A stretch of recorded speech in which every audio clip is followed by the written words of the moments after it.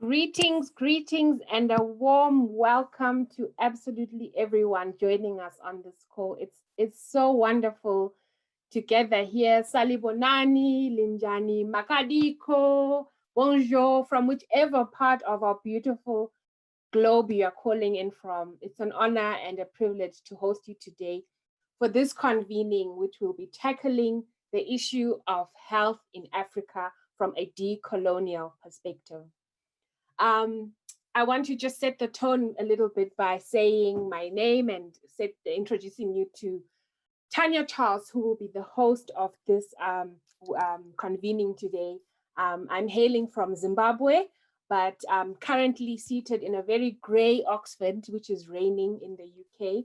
I'm representing the Atlantic Institute, which is a body which supports the work of leaders across the world who are working to tackle social injustice.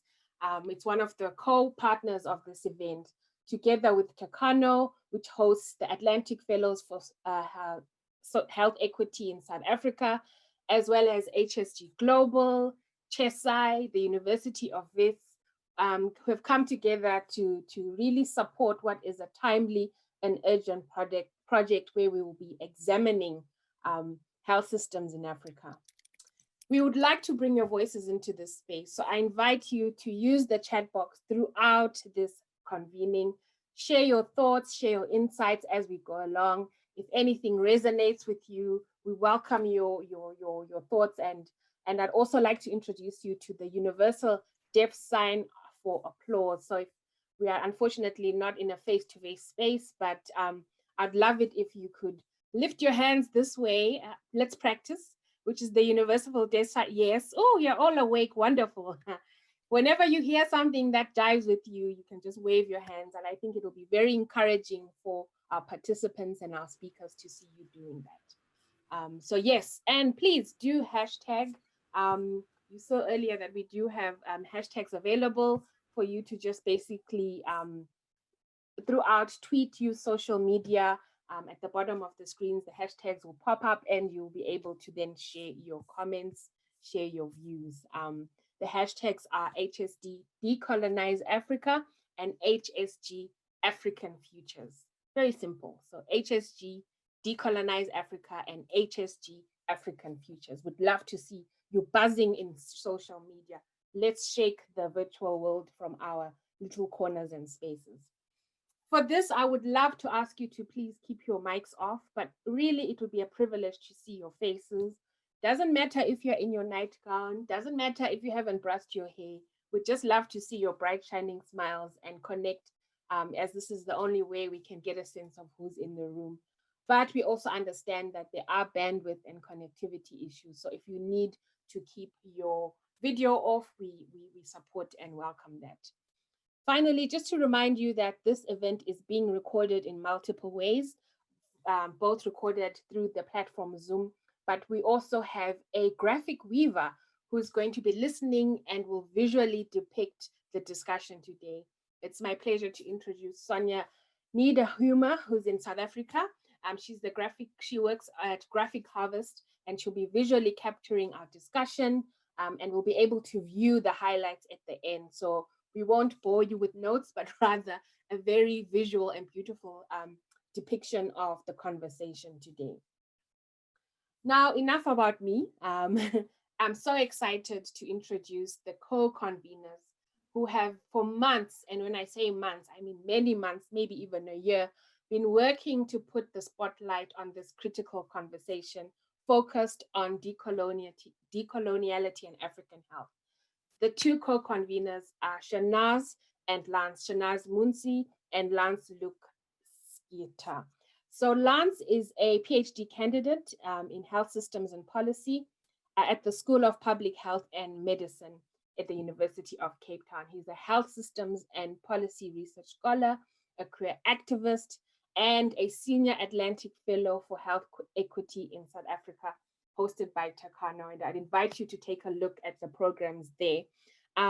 Their PhD explores health systems responsiveness to queer users in primary healthcare settings, and this is the current focus of their work going forward. among many others. I'm also really excited to introduce the second co-convener, SHEHNAZ MUNSHI. She is the research project manager of the WITS SHEHAM research program on health inequality and the social determinants of health.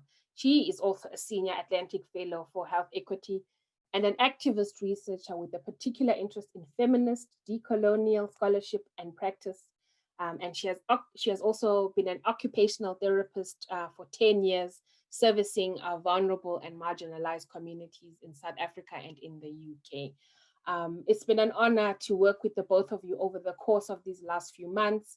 I know your passion and your heart lies in transforming health systems in Africa so that they are people-centered and responsive and centering our own solutions. I hand over now to Lance to officially open this amazing event. Thank you. Thank you so much, Tanya. Greetings, everyone. I would like to invite us all to just start with a deep breath. As the breathing brings us into proximity with each other, and as the world's attention has been brought to breath, we warmly welcome you to this gathering as the conveners, a space of conversation that seeks to grapple with the intersections between decoloniality and African health systems. For us, decolonial thinking is a segue to advancing responsive and socially just health systems on the continent. This project was inspired by the Rhodes and Fees Must Fall, African intersectional feminist and queer movements in our respective institutions and communities that we are part of and represent. The breathlessness, gasping for air, and urgency to breathe of these movements flow within us. We thus situate ourselves in the broad history and locate us in connection to historical thinkers and contemporary thinkers, practitioners and advocates interested and doing decolonial work on the continent. Our lungs expanded with fresh air upon hearing about the themes of the health systems global and the intentions to curate and generate conversations, taking us to the heart of the power of politics, economics, social structures, and technologies. We applied to facilitate an organized session at the Health Systems Global Convening that was meant to happen in Dubai in November, but is now happening virtually. And when the HSG Africa Regional Network launched a call for convenings that explicitly calls on decolonizing health systems and policy research as their central theme, our lungs found air and we could breathe a little lighter.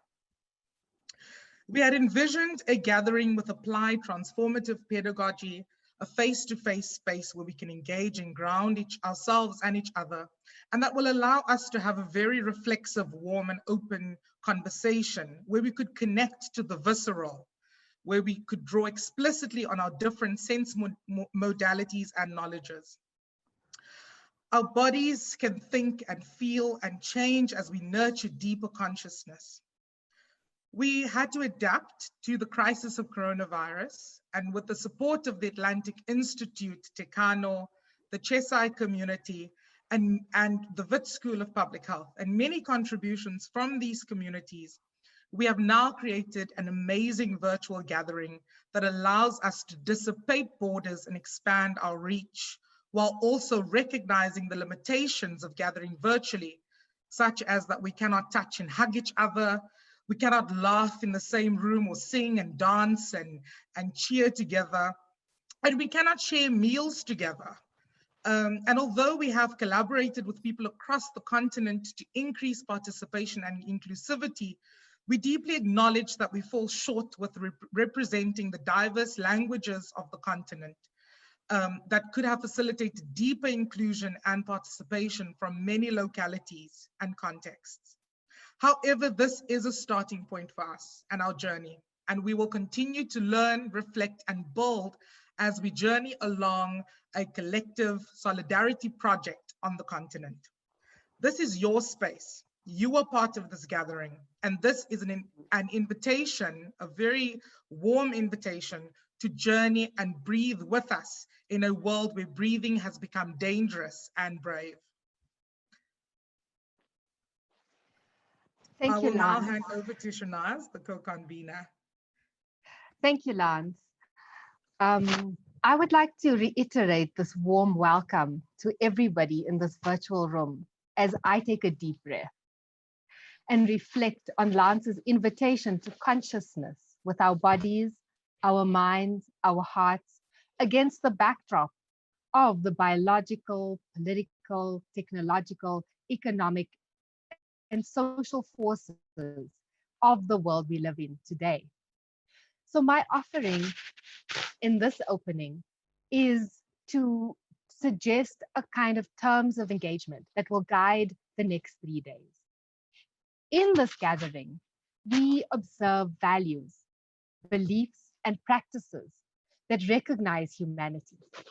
Every interaction with each other is seen as an opportunity for knowledge creation and production, useful to read the world in ways that center people's experiences, which can ultimately inform our processes and outputs from this beautiful generative space.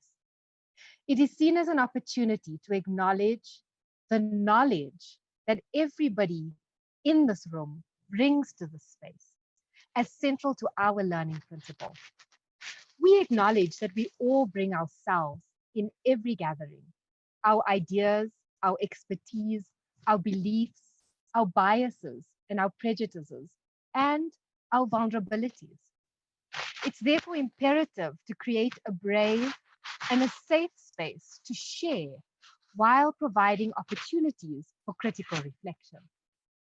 In our quest to create the catalytic community within the Health Systems Africa network and across other communities, it is encouraged that we recognize differences in values, structures, and diversity, and to learn from one another.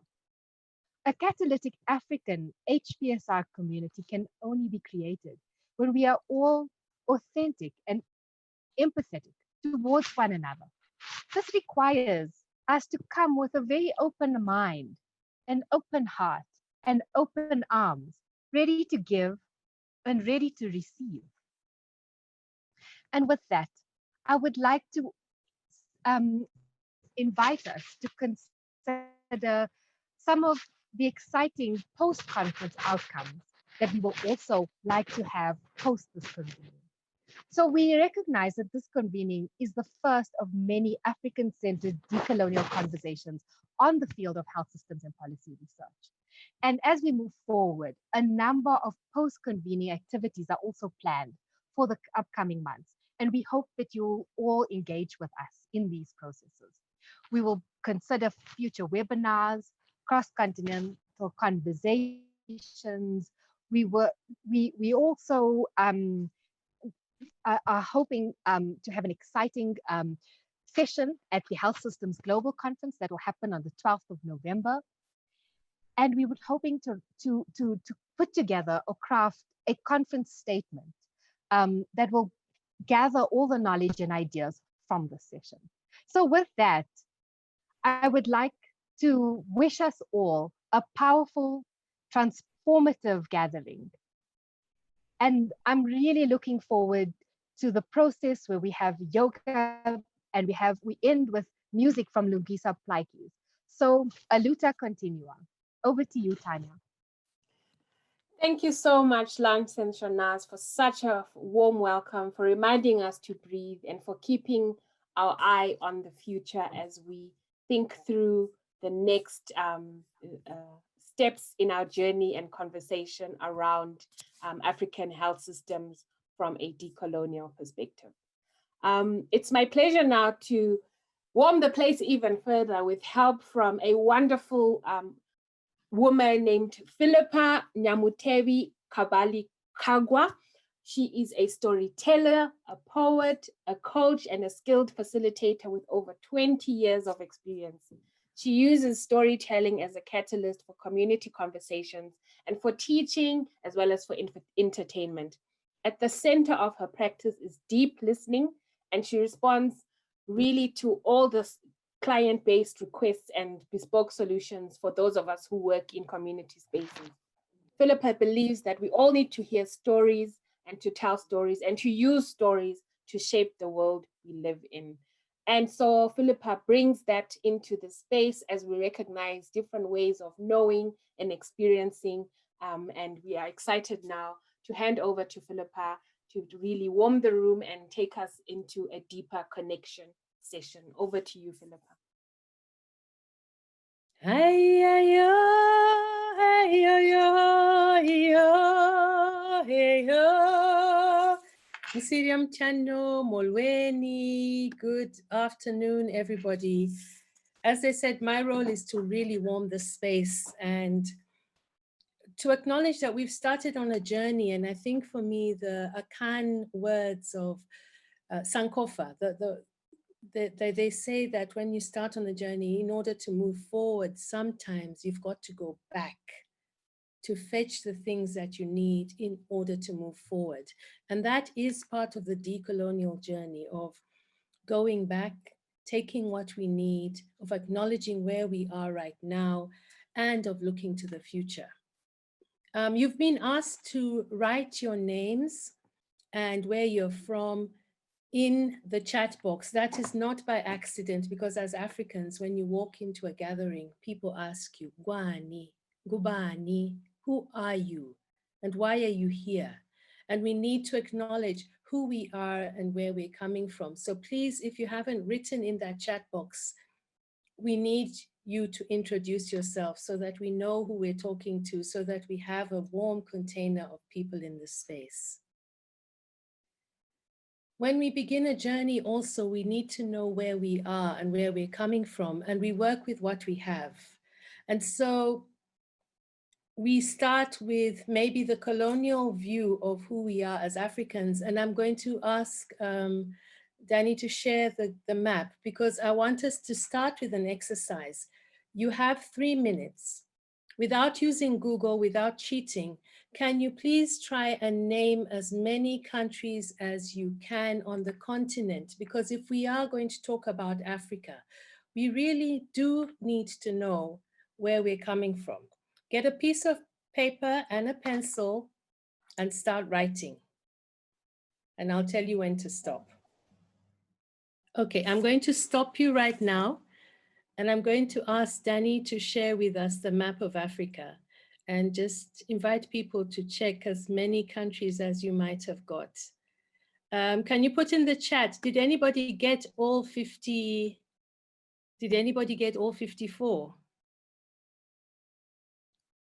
Do we have someone who's just a winner, who's just a geography whiz out there?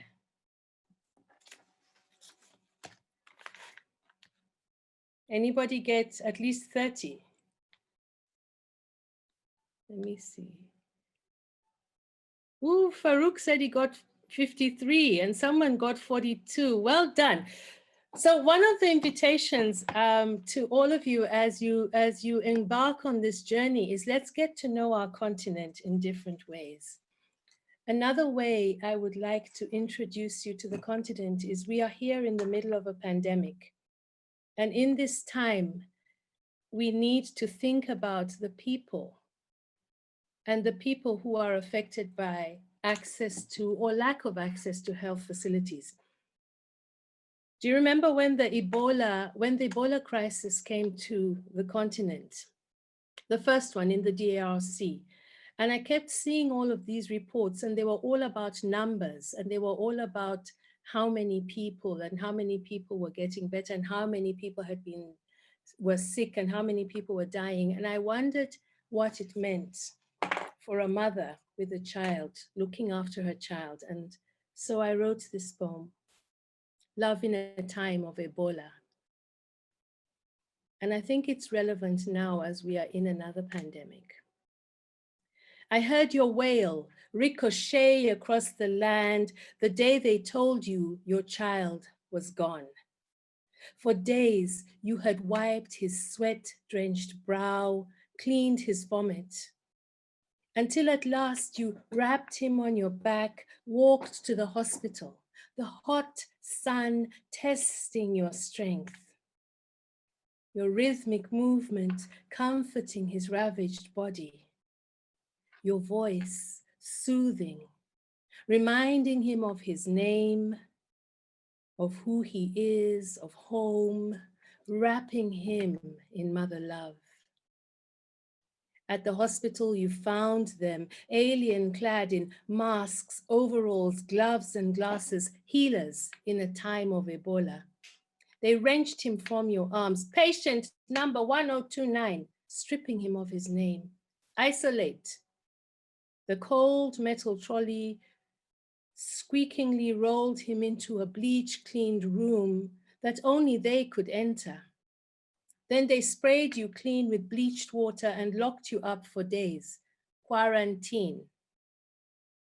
With only the clothes on your back, you sat.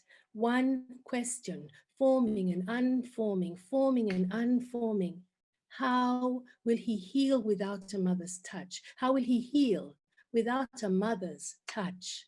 How will he heal without a mother's touch?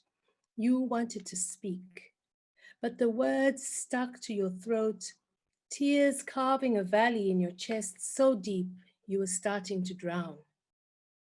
Your hands burnt with a healing love that not even those tears could quench. Then one day they let you out. You asked to see your child.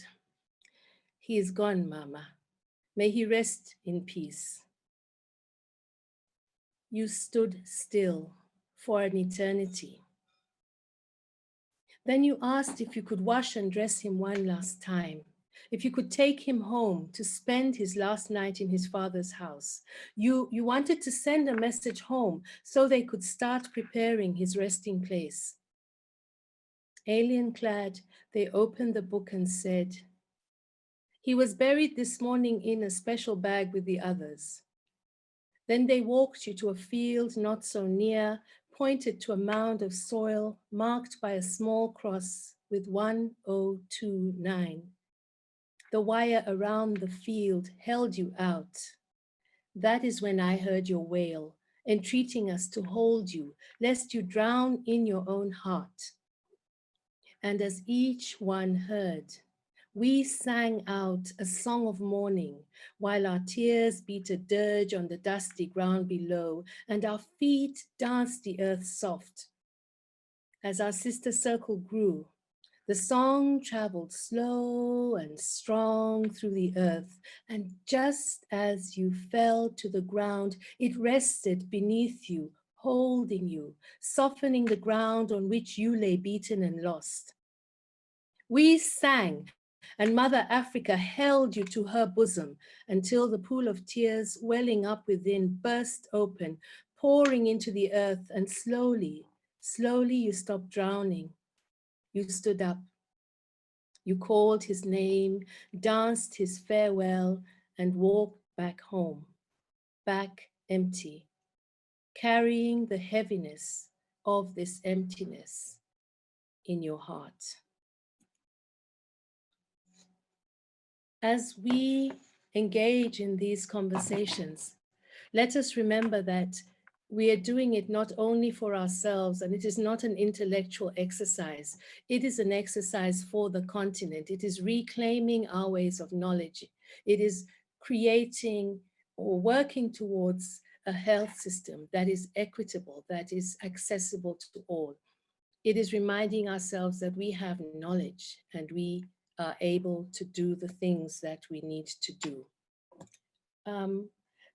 As we have conversations, I just want to also say and invite you to remember that all voices are welcome, that there will be difference in opinion, and that's all right. This is a short conversation, the beginning of a very long conversation. And so you don't need to say everything you need to say today. The panel speakers are called firelighters, because they are just starting conversations. And so we need to remember that if we take too much time, we might be silencing other people. Share your thinking. It's not a debate, it's a dialogue. We need to understand where you're coming from.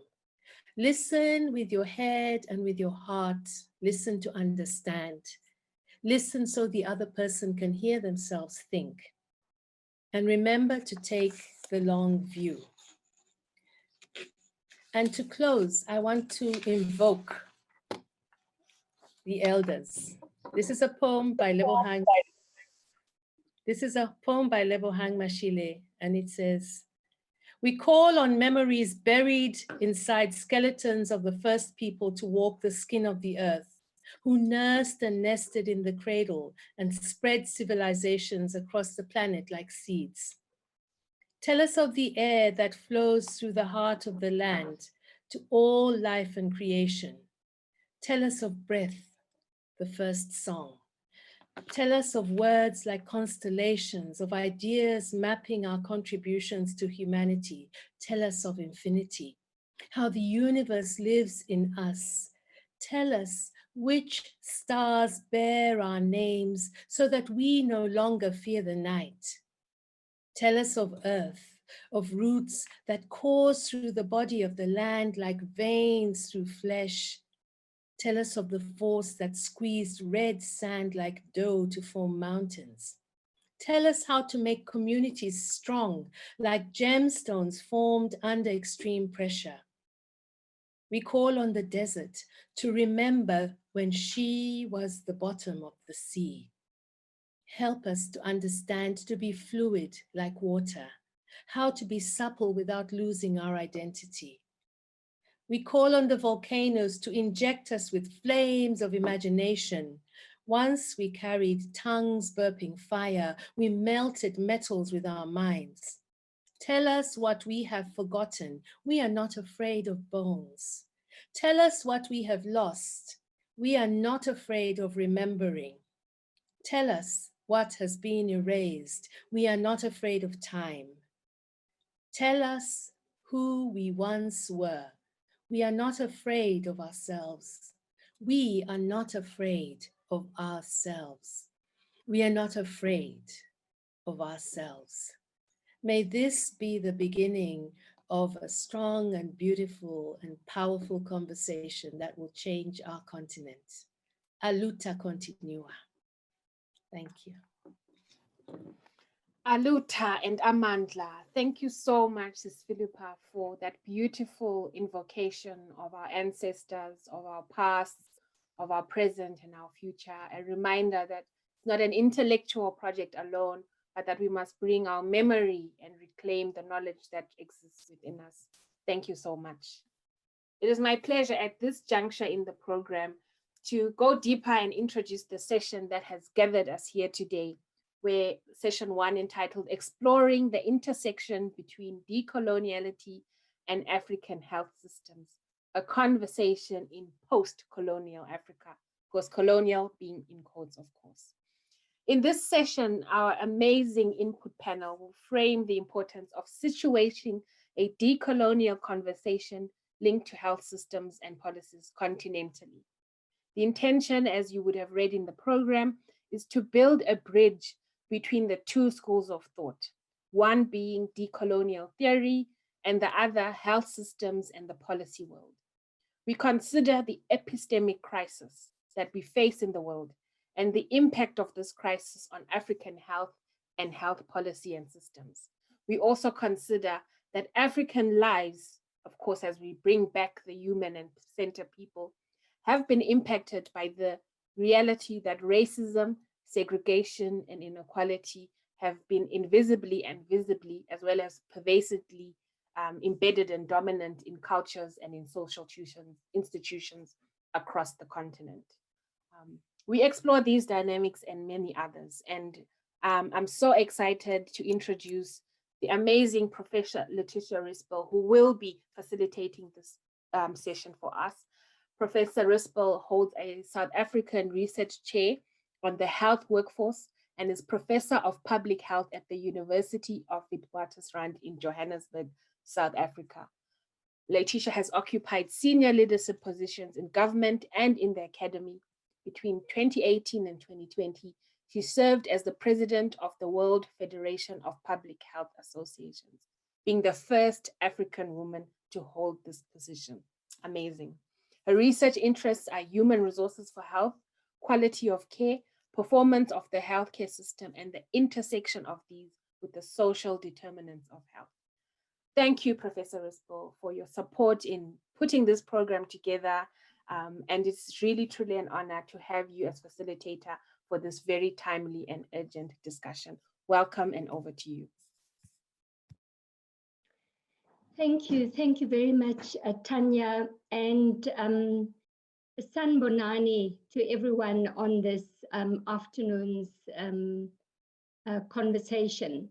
My little sister, my beautiful little sister, Tracy Naledi, has already explained what Sanbonani means. It's, of course, a Zulu greeting, which means I see you and you see me, and we recognize each other's humanity. I want to start off by thanking SHEHNAZ, Lance, and the team that's worked incredibly hard to put together this convening. And I also want to thank Philippa and Tanya for very powerful and inspirational, as well as deep and moving way that they've introduced the session and that they've introduced the first day of this convening. So Philippa has reminded us of humanity. She's also reminded us of our African ways. And the only thing before I introduce the speakers, because I have a difficult task to make sure that we get our lightning talks going and that I don't talk too much and that I keep everyone to their allocated 10 minutes so that we can have many more of you actually contributing to the session.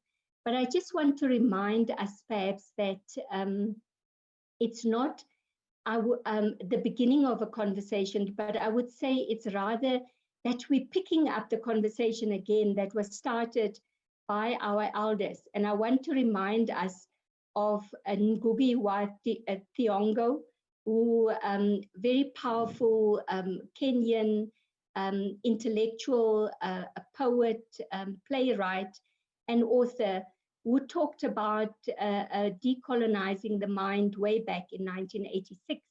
And of course, on South African soil, somebody was very intimately involved in the health sector, the late Steve Bantu Biko, that I always wonder what would have happened if he was still alive and if he was able to actually take forward some of the powerful ideas that he started when he was alive. What would the shape of the health system have been in South Africa as well as in other African countries? So without further ado, I want to introduce the first speaker to the session, Dr. Faisal Garba, who's a lecturer in the sociology department at the University of Cape Town, and is also affiliated to the Institute for Sociology at the University of Vryburg. Dr. Garba is the co-convener of UCT's Global Studies Program, and he leads the Migration and Inequality Hub in South Africa that examines the intersection of mobility, inequality, and development in the Global South. Dr. Garba's research and teaching interests radiate around African migration, social change, working class history and organization, African historical sociology and social theory. He teaches courses on social theory, society and change, globalization and inequality, and introduction to sociology. And I'm privileged to hand over to Dr. Garba. So just a note of to all the speakers, because time is tight, I'm going to put on my cell phone timer. I'm sure that both Tanya, Lance, and SHEHNAZ have told you about the importance of sticking to 10 minutes. And most people that know me will tell you that I'm a very good timekeeper. And so I'm going to put on my timer just to remind all of us.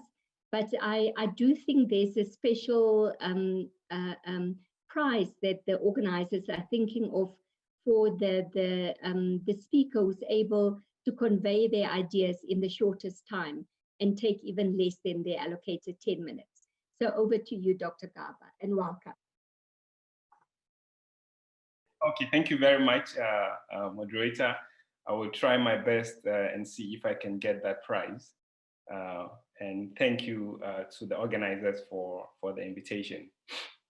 Now, I do not have a medical background. I'm a sociologist, but I have an interest in the sociology of medicine and sociology of knowledge. I'm very interested in knowledge production in Africa, but also on Africa. So in this presentation, I'll try and do three things quickly. So the first is to very briefly historicize what I call the duality of healthcare in Africa with the advent of colonialism, and then to look at COVID as a case in point, and then try to put forward some ideas going forward. So I'm a sociologist, so we love theories. So I want to kind of operate from a certain theoretical framework. And this is called the dual publics, really. This is the theoretical framework that I chose. It was put forward by a Nigerian thinker called Peter Eke, who was trying to understand how colonialism cultivated different sentiments, but also different ways of relating to the public sphere. And here I want to adapt this framework by arguing that colonialism relied on alterity as an important mechanism of rule and control. So you have the racial authority, white, black, you have the class authority, rich and poor, but you also have gender, you have ethnicity, and others.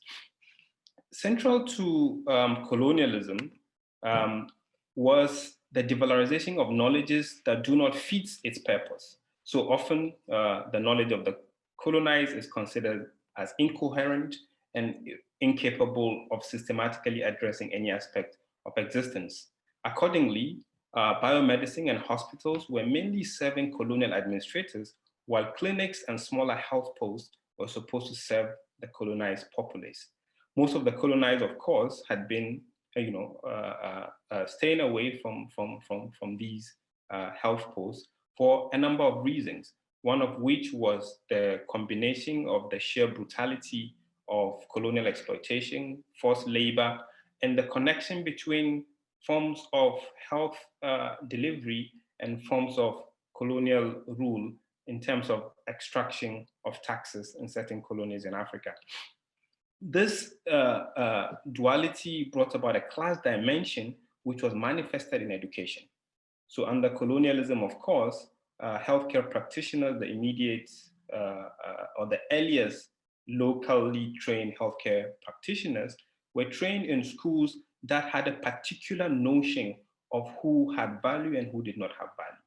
And so the localized, educated natives, as they were called, imbibed a particular class outlook that viewed ordinary people as lacking knowledge, as ignorant. Accordingly, apart from attempts in certain parts of Africa, the language of healthcare remained alienating for many ordinary people. And that became the mainstream notion of what it means to access healthcare in language that was easily not accessible to ordinary people. Across the African continent, some states in the immediate post-colonial period attempted to solve the question of access by instituting integrated healthcare systems that try to draw on diverse theories, but also diverse understanding of the body and diverse notions of healthcare. Now, this attempt quickly unraveled by the 1970s with the emergence of structural adjustment programs called SAPs, which really brought about the collapse of healthcare systems across the African continent through the introduction of what is known as cash and carry in certain parts of Africa, or full cost recovery. The attempt at integrated healthcare systems was abandoned by states that were more interested in making sure that they were able to recover full cost. This lack of attention meant that by the late 1990s, many healthcare systems in Africa were simply incapable of taking care of the majority of the people who had become impoverished, so that a class dimension intensified in terms of the kinds of healthcare that people could access, but also in terms of how integrated other ways of knowing where to what became mainstream healthcare systems.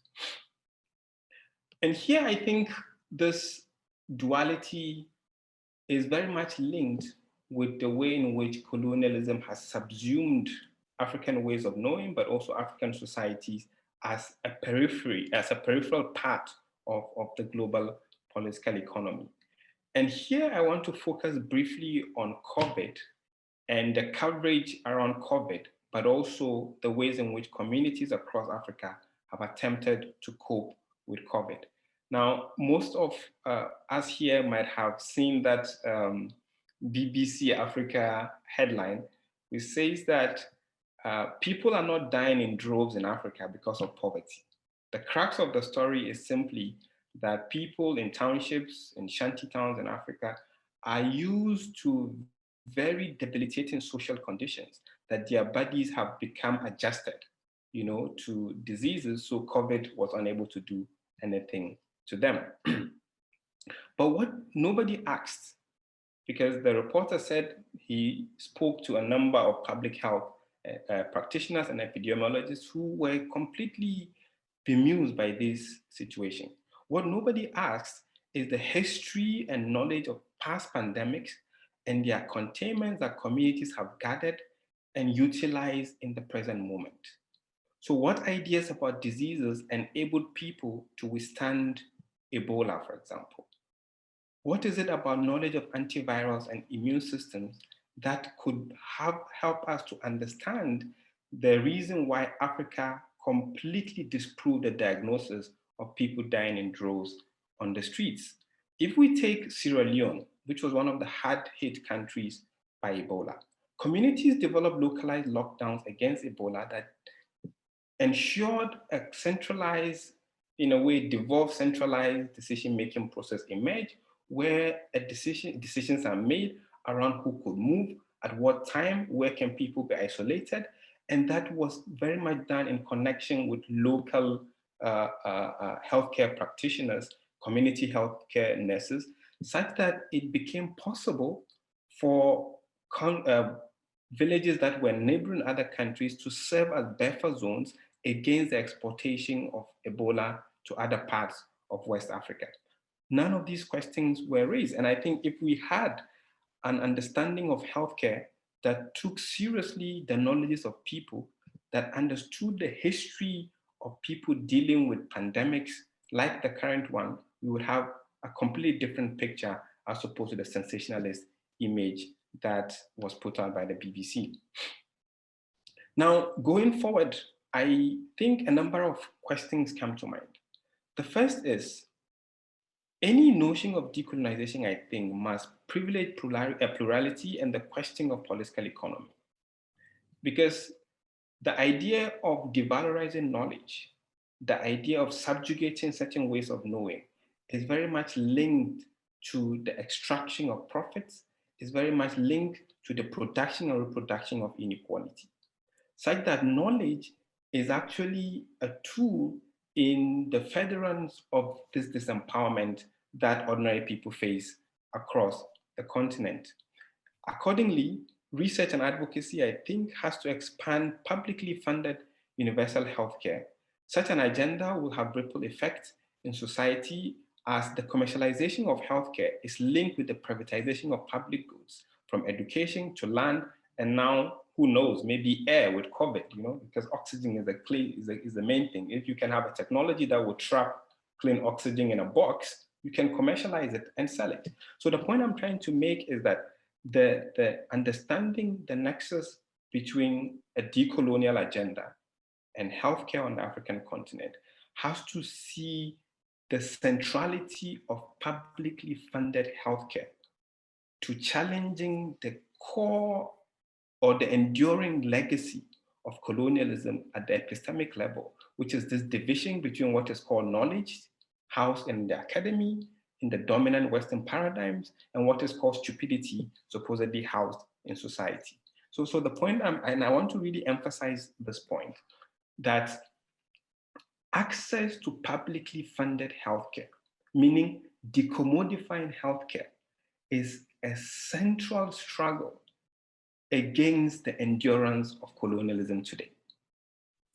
Because healthcare, in a sense, determines who can live and who cannot live, but that is also linked to who can have access to certain ways of knowing and who cannot have access to those ways of knowing, who can have access to land and who cannot have access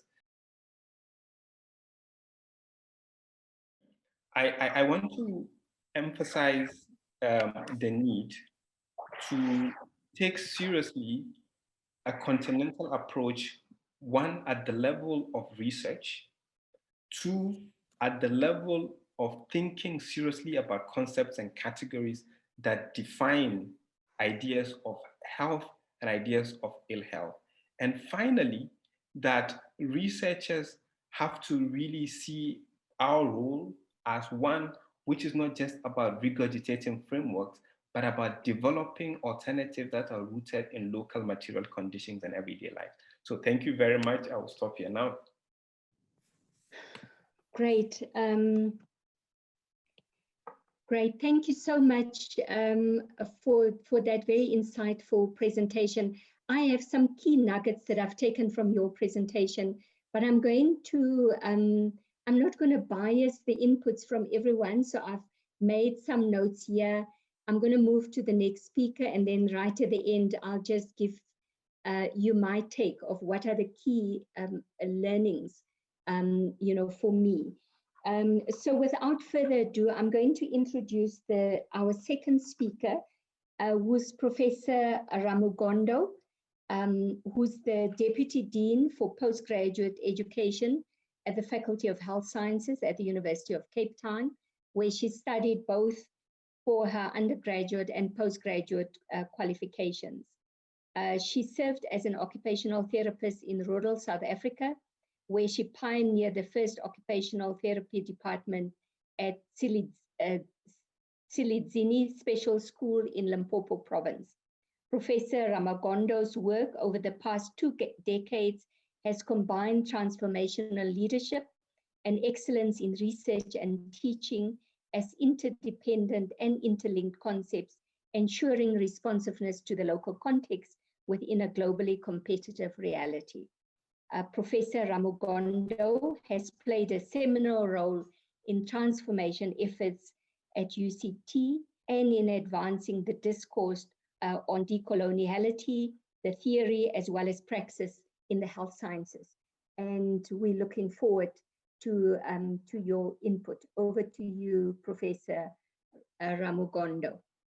Thank you, Professor Rispel, and thank you to the team. It's been very nice to see familiar faces.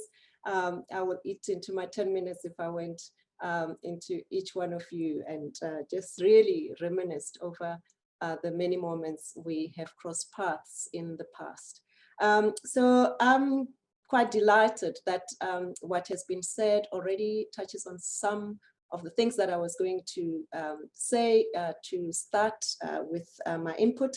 But we'll start really at the point that the previous speaker, Dr. Rada, has also alluded to, that, you know, concepts are important. And we need to pay attention to what they mean, and try as much as possible, be honest in how we engage with concepts that particularly make us uncomfortable. Pretty much what decoloniality often is to many people.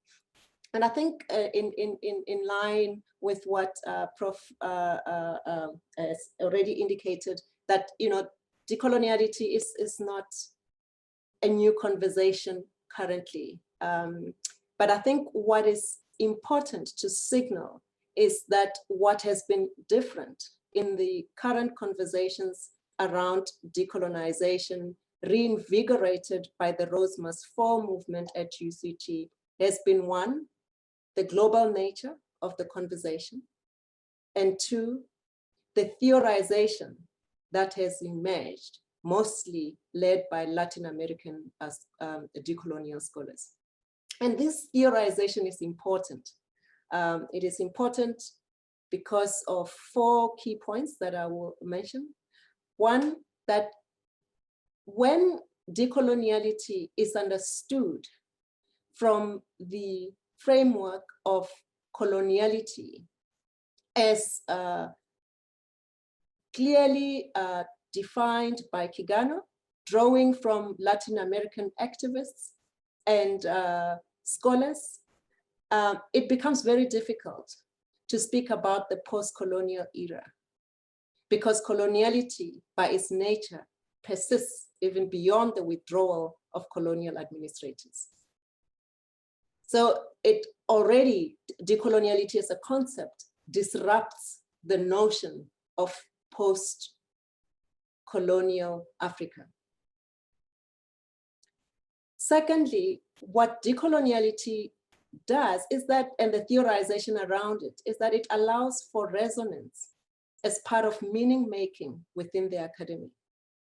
If we accept that the academy should be a space for profound meaning making for both academics and students, and for contestation of ideas that intersect with lived realities, then we should not be surprised that there has been such a huge uptake of the current decolonial term. This is mainly because a lot of what is raised and conjured up in the imagination around words, concepts, in relation to decoloniality speaks so directly to deepening inequality. The Black Lives Matter movement reminds us that a lot of what we see as perpetual oppression on the continent also follows those in the diaspora, with North America presenting itself as a site for rupture. And we have not seen this in the first instance only with the brutal killing of George Floyd, but all moments of rupture when a brutal killing occurs. And what has always been worrying is that those killings very much mirror what we also see in South Africa, the brutal murders at the hands of the police. COVID-19, as has already been indicated, is again another reminder that these deep inequalities that persist have serious consequences for health for the marginalized. So when we talk about decoloniality and we allow those who continue to be marginalized to speak on their own behalf, we begin to imagine what knowledge could look like if produced from the perspectives of the colonized. And this is where often a lot of tension happens, because there's always the urge to take over the conversation, take over the narrative in complete fashion with what Western domination is about. No space for different voices to center themselves, even when what they're theorizing about, what they're trying to make meaning of is their lives. Thirdly, what is important about the theorization around decoloniality is that decoloniality cannot just mean anything.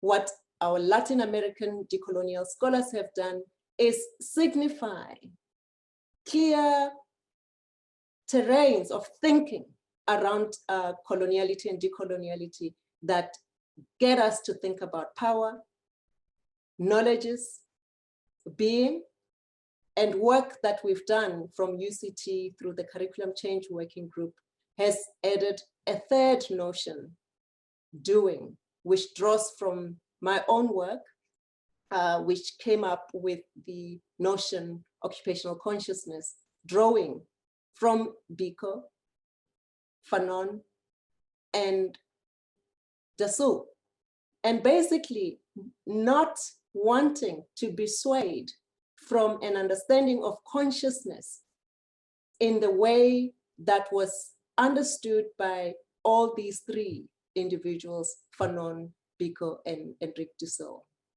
saying consciousness is both a mental attitude, but also a commitment to fight.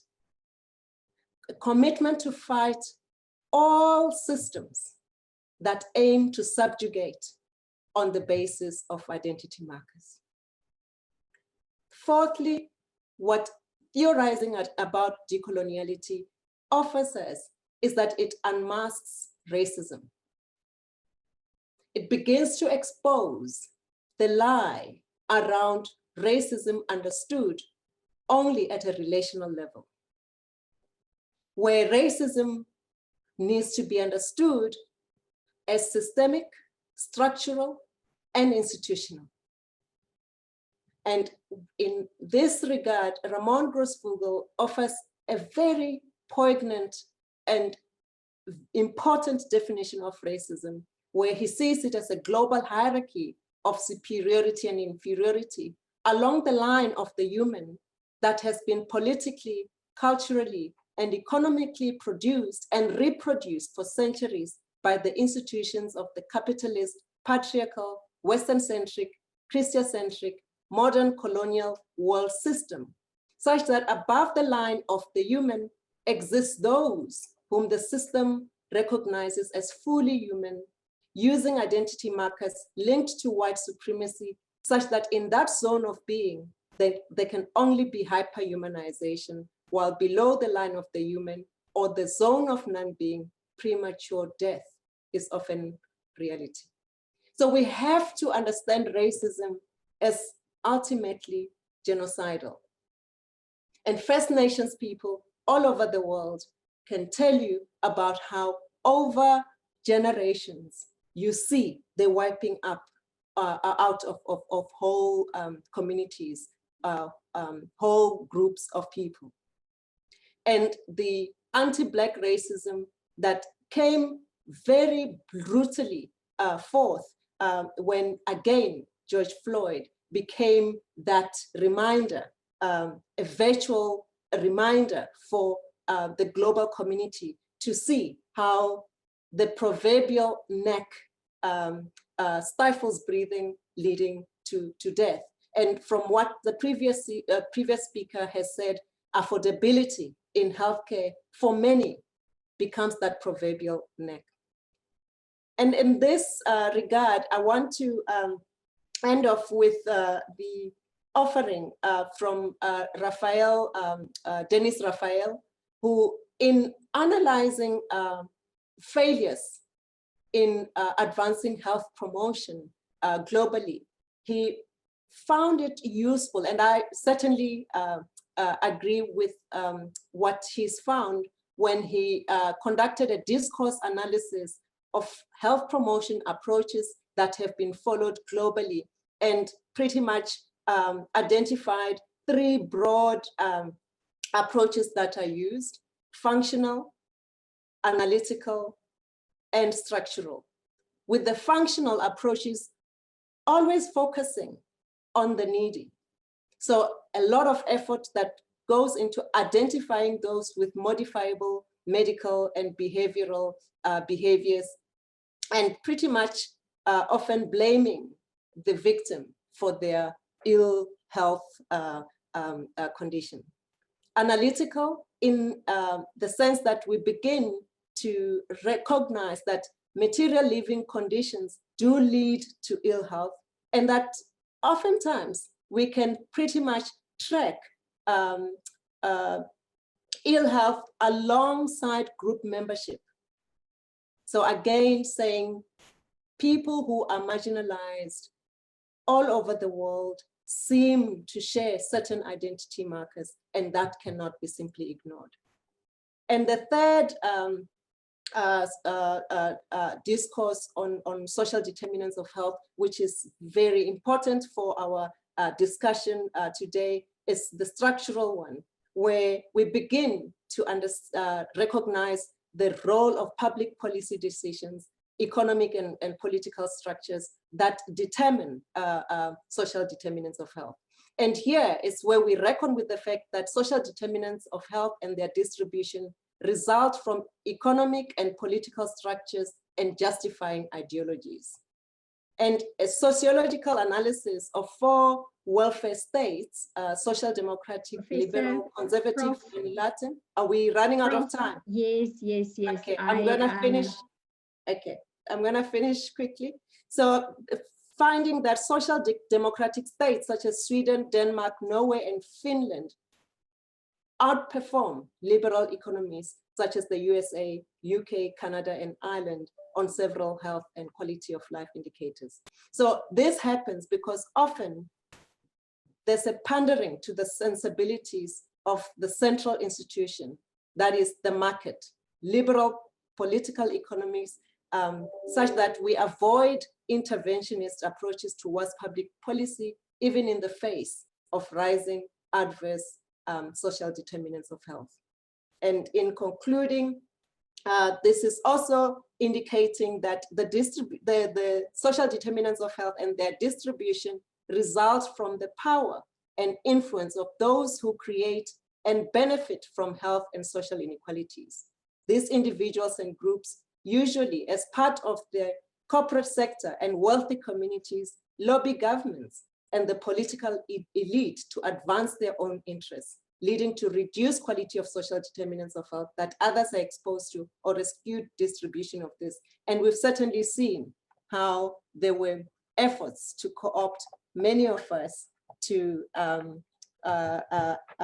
push agendas that are really about those that make money on the back of ill health, including the tobacco industry in the context of COVID-19 recently. Thank you. Thank you so much, Prof, for I'm not even going to begin to summarize, but certainly a great talk. And I just want to say to Lance and SHEHNAZ, you were asking what are you were promising webinars, and clearly both Dr. Gaba as well as Professor Ramugondo could have spoken for the entire afternoon. And so there's your first hint that your webinars should be to actually deepen this conversation and to bring them back to go into a lot more detail. I see in the chat there are quite a lot of questions. Some people asking for the references, some people asking for the definitions, and we'll continue. And at the end, Lance and SHEHNAZ will also summarize how you can access these excellent talks. I told you that I'm going to be the bad person this afternoon who has to keep time. So I'm going to move on and introduce our third speaker, who's Hannah Mutoni-Ryder. She's an economist and a former diplomat. Hannah's understanding of international relations was honed as one of the youngest negotiators for the UK in climate change talks. With close to 20 years of experience, she's also a senior associate at the Center for Strategic International Studies, and she sits on the executive board of the British Chamber of Commerce in China. Welcome, Hannah, and we look forward to you continuing the conversation. Over to you.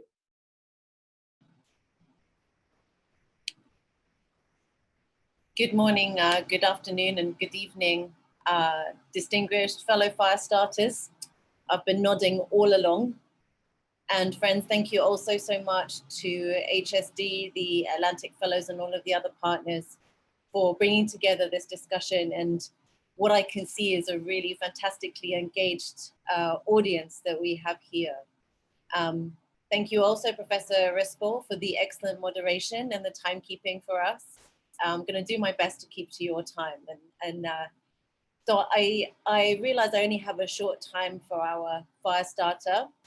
So let me launch straight into the three key practical points that I would like to bring to our discussion.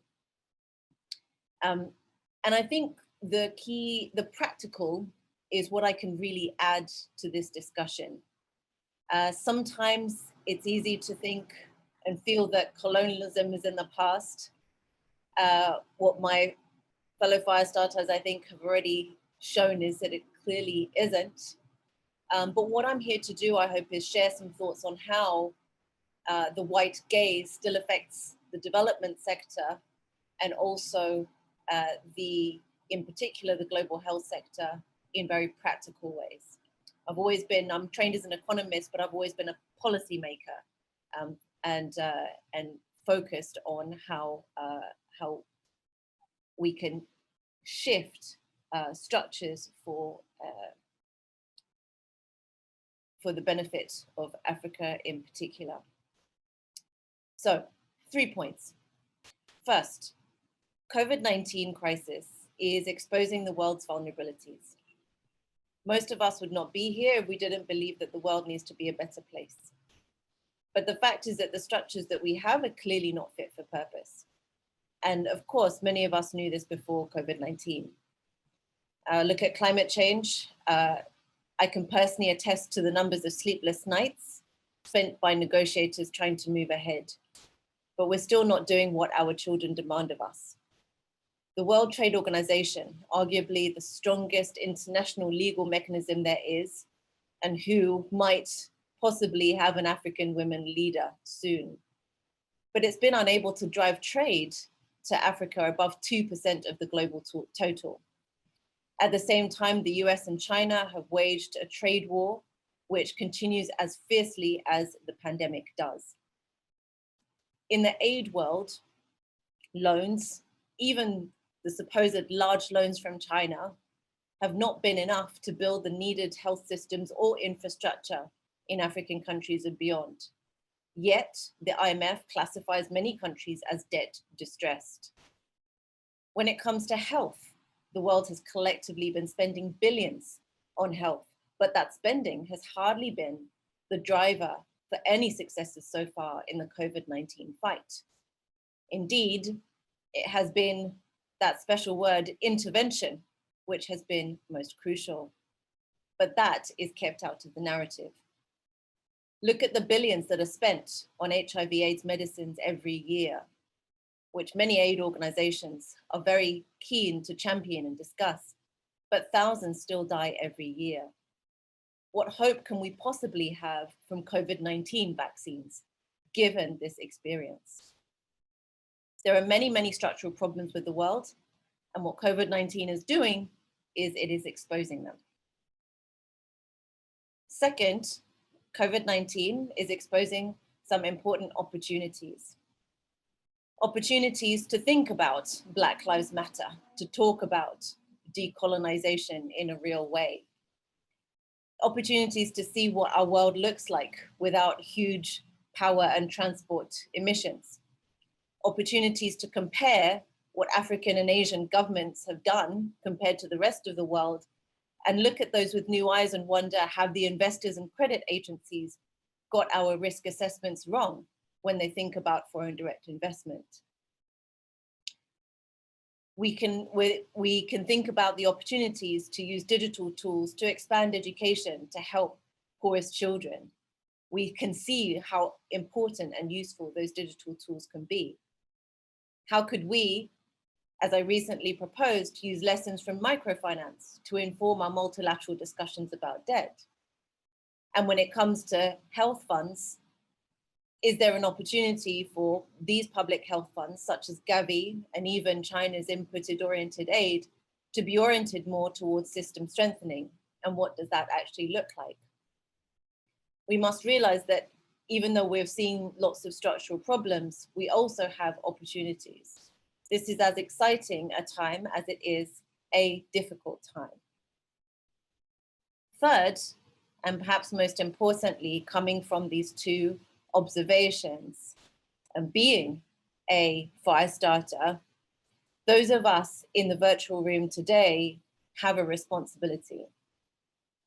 We have to question, think out of, reimagine, as the consultancy that I've built is called, the current structures, even if that feels uncomfortable. Earlier this year, I wrote a piece called A Blueprint for Black Lives Matter in the Development Sector. That piece recognized that reports of serious harassment and discrimination in some of the world's largest health and humanitarian aid organizations continue to emerge on various media outlets.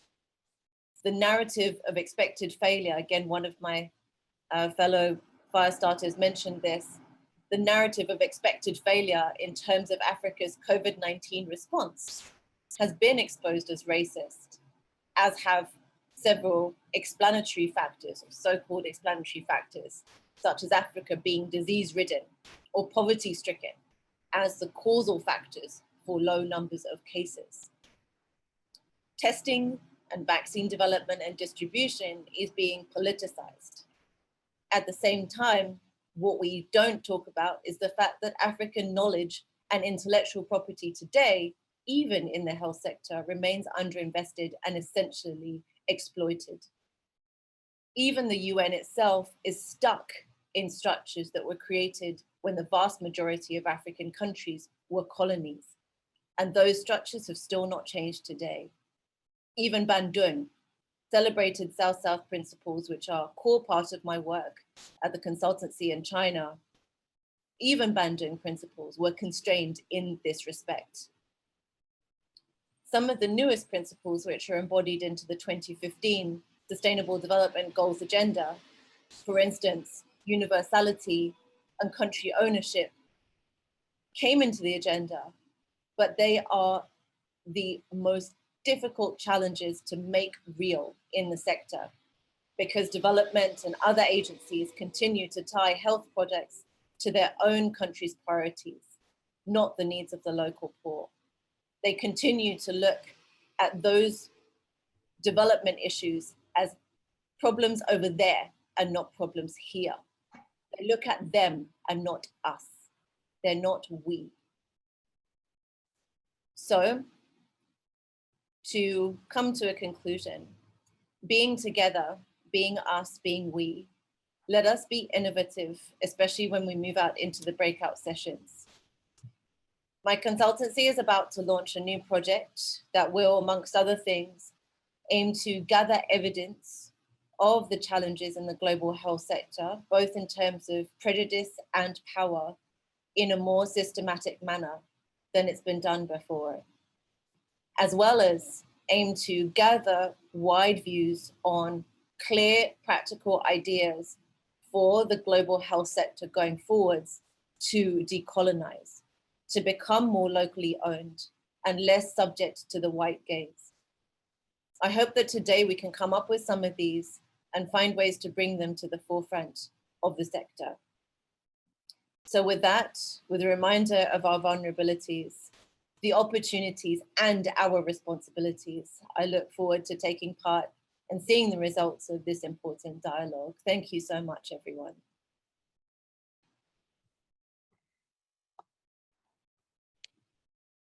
Great, thank you very much, Hannah. And you still had 1 minute to spare, so I want to thank you for that, which gives me an opportunity to move to our fourth speaker, who's Dr.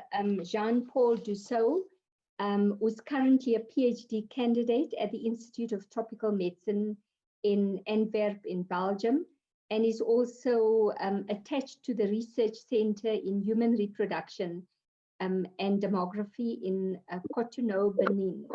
He has extensive experience of working in sexual and reproductive health, health policy analysis, disease control, as well as policy development and research, and he's also been a passionate advocate for universal health coverage. Over to you, Dr. Dussell. I started being interested a lot by this issue when I started thinking about the way my mother used knowledge and tried to give me the best education she was able to share with me, even though she never went to school and never read she cannot read any form of book coming from Europe. But my mother do have a lot of knowledge. She do have a lot of skills and capacities that she acquired through a certain structure of knowledge, generation and dissemination, since she practiced a traditional religion that is well spread in West Africa. And in this religious system, knowledge have a place. And there are a lot of systems and practices that aim at generating and using knowledge. Then I started being very interested about what the knowledge of my mother means as compared to the one I learned from school, and how both operate together to determine who I am. And I think this kind of discussion can be extended to the health system, and in a very strong way. The best way I try today to solve that conflict in my mind is to use a little bit the iceberg model. The iceberg model locates 4 layers of, we can say 4 layers of reality, I will say. The first one being the one of events, and underneath the one of observable behaviors of what happened, you have the pattern of behaviors, the pattern of behaviors. And then under that, you have the underlying systematic structure. And those are the structural forces at play that contribute to the generation of the patterns that you see before the structures. And under the structure, you have mental models. What is about our thinking that create the systems and support them persisting. And I fundamentally think today that the issue of coloniality can be conceptualized by thinking about how coloniality in essence means creating mental models that shape the structures of people. And by doing that, you force them to think in that way, in a specific way. You force them to behave and to be subject of events that are grounded in mental models that they do not choose, but that you impose to them. And from that perspective, coloniality and the issue of decoloniality become more universal, as colonialism can be considered as one way new and other mental models are being forced into Africa or into other places in the world.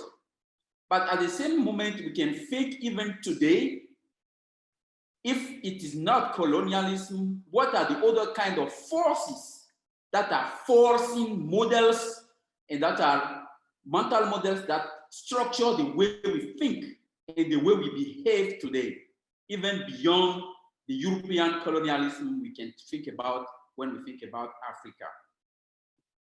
I can give the concrete example of how, for instance, WHO and all the models in which WHO think and act today as a global leader in the field of health is independent from forces, financial forces, digital forces, or media forces, how independent this organization and the mental models of this organization is now free of influences that are not that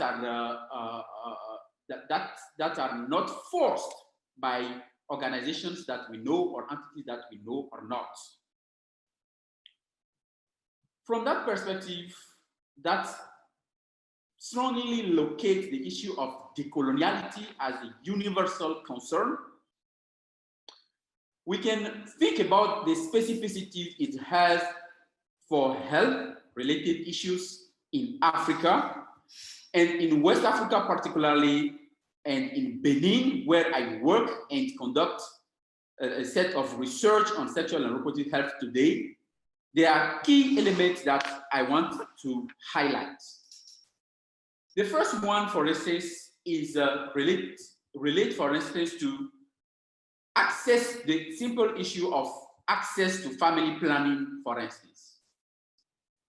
Access to family planning has a lot of layers of phenomenon and of factors that start from what is a human being, what is a human being, what I am, and what is a human being, and how this can be affected by medicines or external practice, and the way traditionally or before colonization, for instance, this issue of the value of life is framed, and the way contraception and the family planning practices are framed from global level.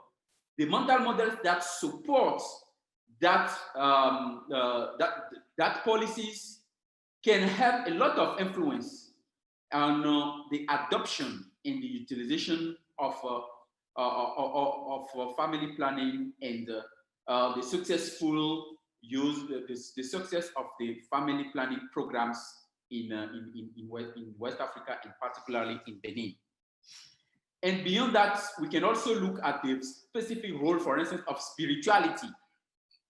There is no health, there is the concept of spirituality and the strong relation of the strong power spirits are perceived to have in etiology of disease in Africa, for instance, is something that is not at all considered in this, the frameworks we use to try to understand diseases and to try to understand behaviors and also make policies.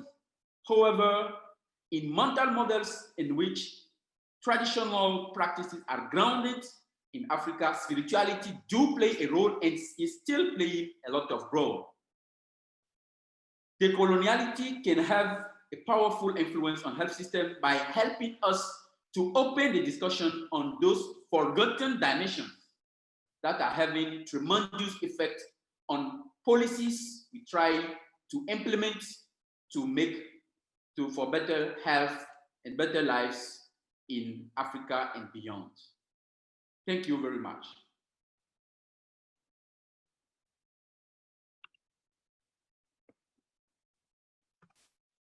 Thank you so much, Jean-Paul. You even outdid Hannah in that you still have 2 minutes from your session. So thank you so much for that. I'm hoping that during the question and answer and discussion session that all the speakers will have an opportunity to engage with some of the questions and the comments, that some challenging comments that are being made in the chat line. But let me introduce our last but not least speaker, who needs little introduction, SHEHNAZ MUNSHI, who's a research project manager of the WITS SHEHNAZ research program on health inequality and the social determinants of health. SHEHNAZ is also a senior Atlantic fellow for health equity. She's an activist researcher with a particular interest in feminist decolonial scholarship and praxis. SHEHNAZ is also an occupational therapist with 10 years of experience serving vulnerable and marginalized communities, both in South Africa and in the United Kingdom. And SHEHNAZ, as you've heard already, together with Lance, have been the two drivers of this convening this afternoon. Over to you, SHEHNAZ.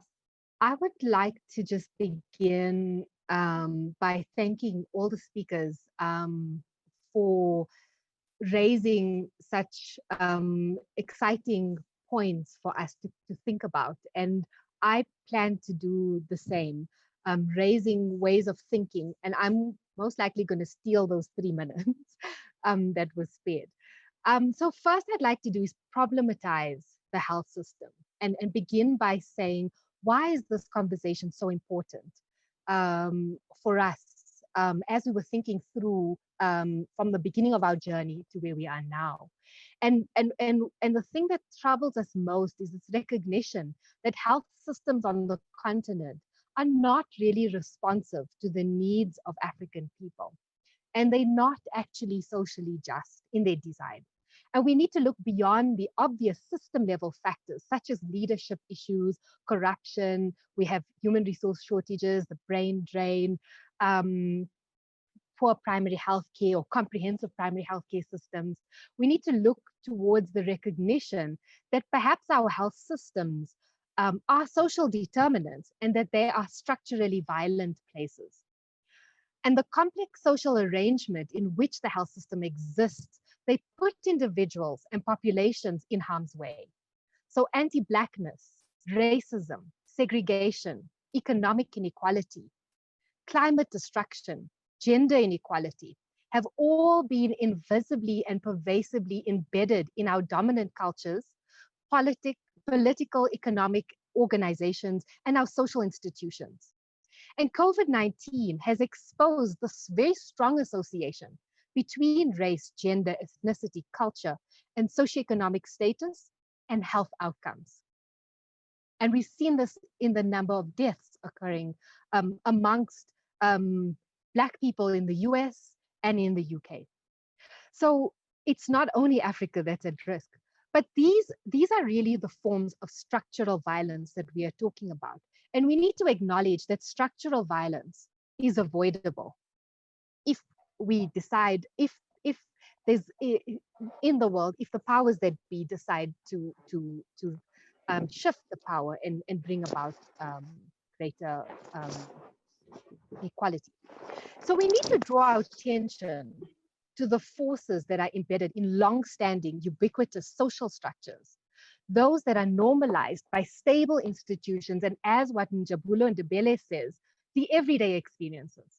So they seem so ordinary in the ways in which we understand the work, that understand our lives, that they're invisible and they're normalized and they're unnoticeable. For example, we've become so used to the disparate access to healthcare, to resources, to political power, to education, and to legal care. Other examples relate to the experiences that play out in some of the most humiliating ways women experience maternity wards, or the humiliation of being refused healthcare because you can't afford to pay for the private or the public costs.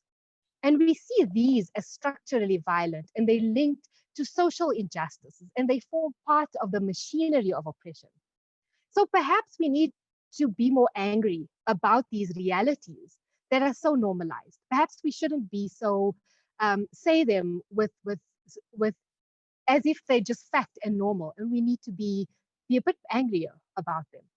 So on top of this, the very policies that are developed to address these injustices, they fall short. So without intentionally doing so, they make things worse or they perpetuate. And this is because the arrangements of the health systems within governments are built within the project of modernity or capitalism, where the decisions that are made within health systems maintain power where they are. They are not pro-poor. In other words, the policies are not transformative because they exist within systems that are not transformed. Instead, they exist in market-driven systems, which leads to women, mostly Black women, mostly Black African women, doing unpaid care work. And what our speakers today, Faisal Garba, Prof. Elawani, have all asked us to examine: who has access to publicly funded healthcare, and why is healthcare commodified? And what do we do about these social and structural determinants of health, the drivers of the deep-seated inequalities that exist? So we ask the question, how do we think about the intersection between policies and systems, and how do we transform both policies and systems? So the second intervention I want to make is, what can decoloniality and intersectional feminist lens offer those of us interested in improving health through research, healthcare, health systems and policy research, global health, epidemiology, health economics? Before I go there, I need to foreground that for us in this project, the Decolonial project puts the needs of the disenfranchised or the marginal first. Those of us, those people whom as HPSR or global health researchers claim to represent. So we need to start by acknowledging that HPSR and global health are powerful places to start the conversation, because these fields are already developing tools to confront and disrupt power. Health scholars across the globe are starting to examine the symbols, such as in the UN institutions, the symbols that exist in our report writing, in our funding models and so forth, as well as the language and the tools that lock us into coloniality. You know, are we talking about health systems, or are we talking about systems of health? So decolonial theory offers us as researchers an opportunity to take that step further, to deconstruct, delink, rapture, and embrace what Latin American scholar Maldonado Torres talks about as the decolonial turn. To do that, HBSR scholars need to take seriously the invitation to deepen our consciousness. In solidarity with each other across the continent, we need to collectively step back and reflect. So what do we need to reflect on? So decoloniality offers us the lens to reflect on the epistemic racism and sexism that is foundational in the knowledge structures of the westernized university. We need to step back and reflect on the canon that forms the foundation of European universities, but also the African universities, as the Rhodes Must Fall movement in South Africa has brought into sharp focus. We need to recognize the epistemic privilege of the westernized man in the westernized university structure of knowledge. And as an occupational therapist, I was trained in an African university on a model of assessment that alienated both me and those that I worked with. It allows us to recognize the erasure of our collective history through the epistemicides, which is the destruction of knowledge of African people, language, cultures, libraries, a sad event that we actually need to mourn. It allows us to acknowledge the processes of othering and alienation. For example, the knowledges of Egypt that have been mythologized through the Western lens, instead of being legitimate knowledges that deserve studying, engaging, grappling with, that perhaps can inform our decisions of policy and systems of health or health systems, whichever way you want to go. It asks us to reflect on the Cartesian philosophy. I think, therefore I am. I heal, therefore I am. I conquer, therefore I am. I make policies, therefore I am. We are asked to reflect on how these oppose the now very cliche Ubuntu, Ubuntu, Abantu, where fundamentally there is no such thing as an individual, where our commitment, our responsibility, and the intention to socially just health systems, health equity for all, responsiveness to health systems means that we need new epistemic approaches, or we need to revive approaches that already exist, that radically oppose the structural violence of the university, of the health system, and of other systems that hold us locked in.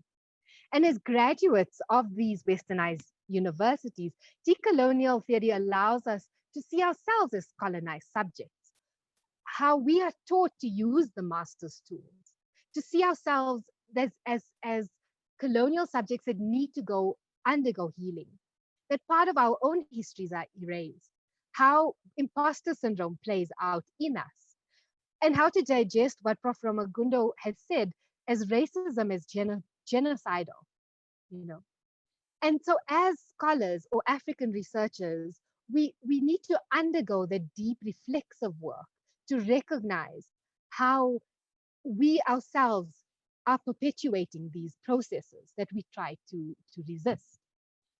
And it asks us to look at our positionality and to reflect on our own forms of power and how power is relational and how we relate to power.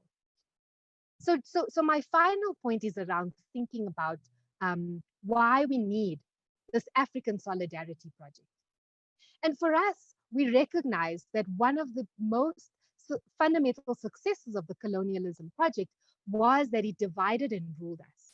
So by the divide and rule process, we don't often look to each other for epistemic ideas, knowledges, experiences, as was brought out through Philippa's beautiful poem in Ebola, and even the other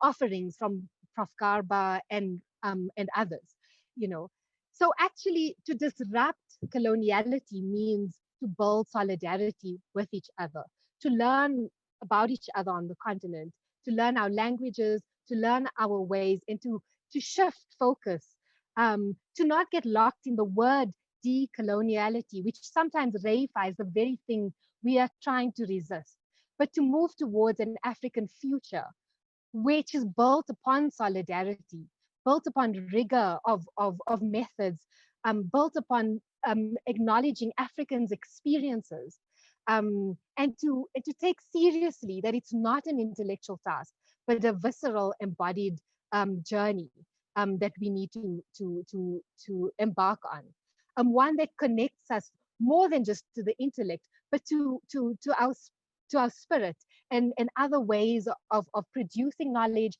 holding knowledge, and recognizing the legitimacy of knowledge holders, not just in spaces of academia or under terminologies of scholarship, but that knowledge holders, knowledge producers are in the community. And as Jean-Paul brought out from his mom, you know. So ultimately, decoloniality offers us a chance to bring back our humanity, perhaps, you know, and it offers us a chance to name and challenge the historical and contemporary political, social, economic forces that have been created and continue to reinforce the current state of African people. And we call out the contradiction in world affairs, that although Africa is the repository of the greatest mineral wealth in the world, it is full of poor people. And to add insult to injuries, Africans have been sold in their millions. And as part of the transatlantic slave trade, and continue to be vessels for cheap labor. My last sentence. Yeah, okay, thanks. So ultimately, I think for us, it's about shifting away from that which the colonial project decided for us that what we should be, but reimagining where we would like to go. And this is the start. And I look forward to the next 3 days and the ideas that emerge. Thank you so much.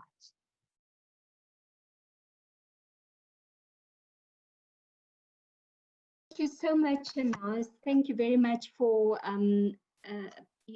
for bringing together some of the other inputs. We have on our program, you would have seen that we have about between 15 to 20 minutes of discussion. We started a little bit late. We can't possibly deal with all the questions. I know also that some of the speakers have to go, but Tanya from who introduced the session right at the beginning, Tanya sent me some questions that are on the chat line, and we've just taken a few.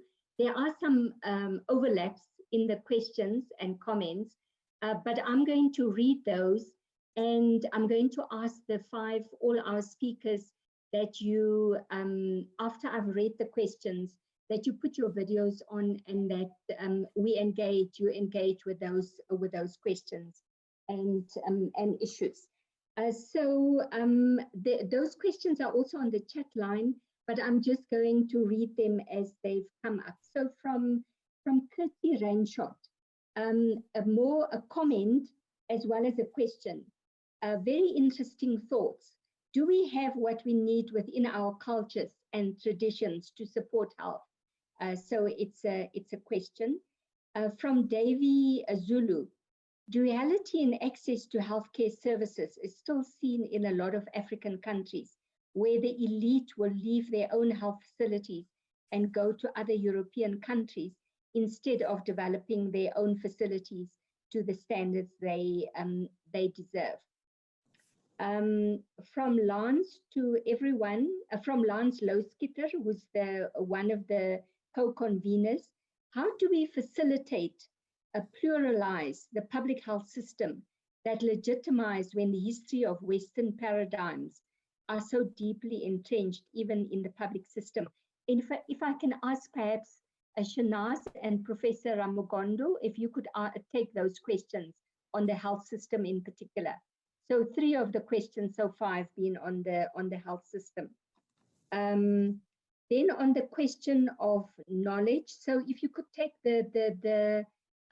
Dr. Garba, if you can take, and also Jean-Paul, if you can take the questions on knowledge. So the next question was Nonhlanhla Nxumalo's response to Kirti. African knowledge systems are ample, but unfortunately they have been undermined and silenced for centuries. For instance, the notion that health and well-being requires a holistic diagnosis is quite central to our culture and traditions. From Tinotenda Mavaneka to all the speakers, Africa is clearly not in control of its own narrative. And to me, this is the biggest issue. African leaders with innovative ideas were gunned down by the democratic liberal lead government of the US for trying to create a gold-backed currency in Africa. Now we look at Libya as a fallen giant that's been turned to dust for pushing a narrative that was truly beneficial for Africa. Africa is forced to adapt westernized forms of governance that have clearly not worked for us, such as democracy. Meanwhile, no one has any problem with the royal family retaining leadership for 60 years without any person declaring them dictators. And this has been made worse by social media, starting microaggressions and civil unrest in countries like Zim, busy using politicians to drive division in countries. So I wonder if perhaps Hannah and Dr. Garba can take that, that question. The next one is from Moses Tetu. When it comes to distancing ourselves from other Black Lives movements, that outside Africa as a continent, we need to ask ourselves who Africans are. Is it all Black people plus all those who live in African countries? Or is it only those who live in Africa? Or is it only Black people who live in Africa? So I'm going to suggest that perhaps any of the speakers could take that question. Then for Jean-Paul, there's a particular question on Jean-Paul. We as health policy and systems researchers and practitioners also wonder how our mental model inherited from foreign knowledge influence our contribution to health systems. Another question, we need to interface with other colonized people and unpack, that's from Farouk Mangera.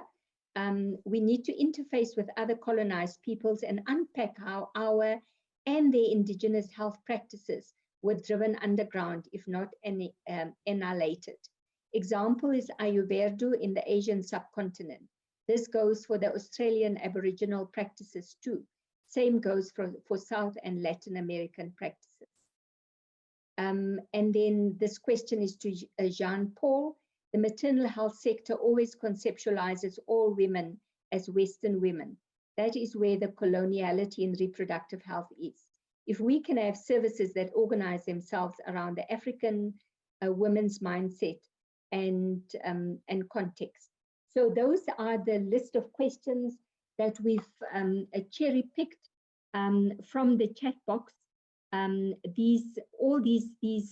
think Sonia as the scribe is also looking at all the questions in the chat box, and she's going to try and illustrate those visually.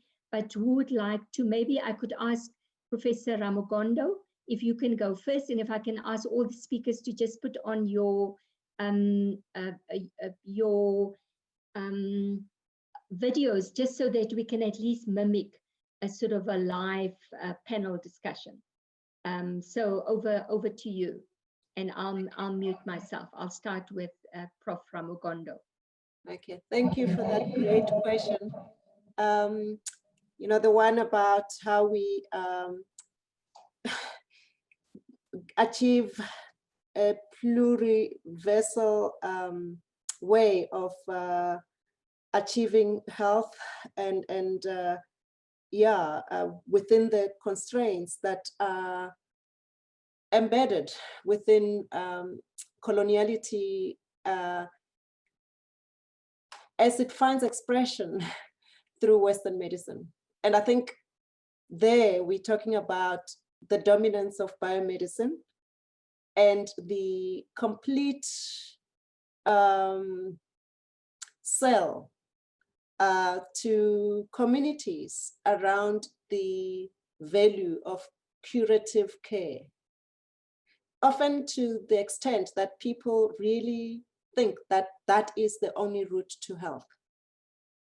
And I think where we need to start is acknowledging that biomedicine has not been the answer to all, okay? That biomedicine and curative care has a role, but it is limited in helping communities achieve overall health. That health, broadly speaking, actually happen or is achieved where people live every day. So that humility for those who are steeped in Western medicine is urgently needed, because that alone will begin to create space for those who've always been able to attain and maintain health through traditional practices that in many spaces have not died. So we have communities that have been able to curate knowledge around traditional health practices, and in many instances have to practice underground, but also sometimes are the go-to place for the so-called Black middle class. It may be under darkness. It may be, away from the gaze that would judge, but people in many places have always been able to look after themselves. So I think what we need to reckon with is that the bubble of commodified medicine is going to burst. It's not sustainable. It's simply not sustainable. So we give way now, or we just get pushed and relegated to the margins because people have seen through the lie. So there's an urgent call to reckon with our limitations given Western knowledge, and begin to engage with those that are in conversation with those communities. I can, refer, for instance, to work by a colleague from Stellenbosch, Professor Gubelam G, and colleagues involving Amabomvane, where through her work, she had to accept that in those communities, the elders who are curators of this knowledge are complete scholars, complete scholars, indigenous health scholars who have a wealth of information that really can save many of us. Yeah. I'll stop there for now. Thank you. Thank you very much, Prof. SHEHNAZ, do you want to come in now? I think that Prof. Ramagundo's covered, and given that we're slightly over time, I'd like to hand over to others to answer questions. Thank you. You don't want to pick up on the issue around the elite going to Europe for their healthcare, and how do we begin to turn that around? Okay, so Davy Zulu said duality in access to healthcare services is still seen in the lot of Africans, where the elite will leave their own health facilities and go to European countries instead of developing their own facilities. I guess this is partly why we're having this conversation about trying to be reflexive and reflective of how, as Africans, our orientation is sometimes not towards building systems and structures that serve ourselves and serve the large majority, and that we don't necessarily even trust the systems in our own countries, but that we rather rely on the global north, in a similar way that we're relying on Oxford University to produce a vaccine, rather than taking seriously the epistemic knowledge that many African countries have faced in dealing with pandemics. So it's that kind of thing that we're trying to question and to reflect on and to examine. And I agree with the comments. So thank you. Yeah, that's all. Okay, thank you, SHEHNAZ. Jean-Paul, you want to come in now? Sure, thank you very much. Is there such a thing that we can call African knowledge system? Or do we have also, even within Africa, a diversity of knowledge systems? And even in a given country, do we have various groups of actors having various ways of thinking about what is happening around them and generating a certain form of knowledge about that? I put myself more in a pluriversal thinking about the various ways knowledge is produced. And from that perspective, I do strongly believe that there is no today, with the mixing also of knowledge systems and also knowledge structures over time, it's not today so easy to disentangle, to separate something that is fully Eurocentric and something that is fully Africa-centric. Because even European culture, when it hit Africa, it gets also transformed over time. And there are a lot of literature, and we can also go very deep about that discussion. But then I can also move to the next discussion related to health policy and system research. How, as health policy system researcher, the training we receive influence what we do, how we think, and how we try to address problems around us. And that is a very key issue. But then to address it, we have to think about what are we dreaming of? What a decolonial Africa can look like? What decolonial, if we achieve the goal of this movement we are creating, what it will look like? I think we need some more very clear thinkings about that. And then the journey to that should be easier and more easy for us to conceptualize. Because I don't think that what we are expecting is to come back to a kind of pre-colonial Africa.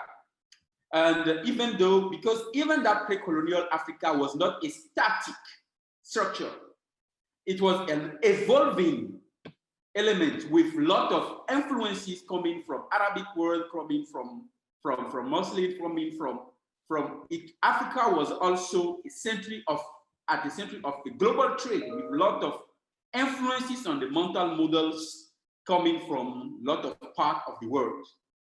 And from that perspective, we have really to take some time to think also about what will it mean for us the day we will say, okay, now we have a coloniality-free Africa thinking. What I can say to conclude at this stage of our conversation is 3 main words: awareness, explicitation, and action. The most important thing we can call now is just to be aware that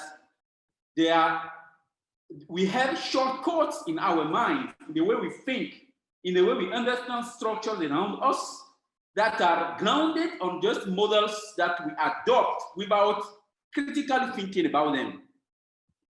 Just being aware about that is already, even for the highest intellectual we are, in brackets, a very important process. And then we have to try, as a researcher, I'm committed today to try as much as possible to make explicit those mental models. What exists, what was existing, what pre-exists colonization, what exists today as a transition, and how can we read in the mind of people to describe what we are expecting.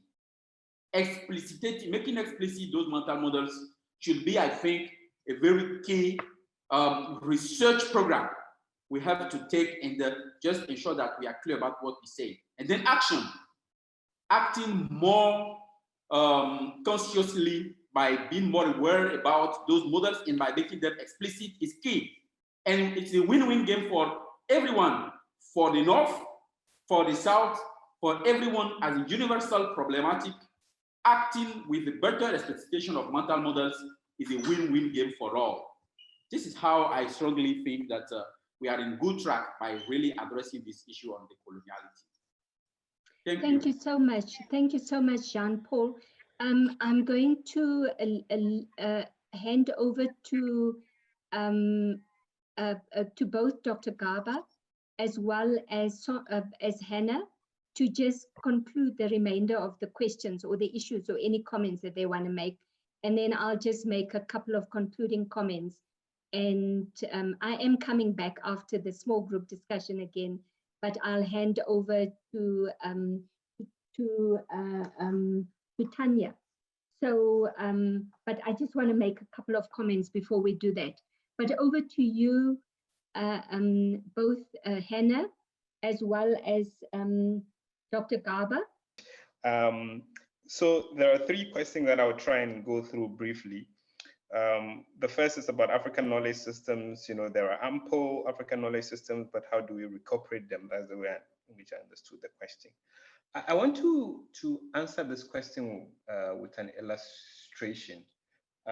In Senegal, there was a recent study which was an attempt to understand why many people are not using the hospital. They're using alternative forms of healthcare delivery.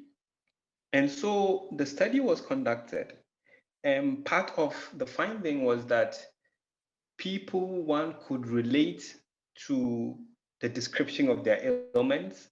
People saw the treatments as more comprehensive, and they saw the systems as embedded in their life worlds.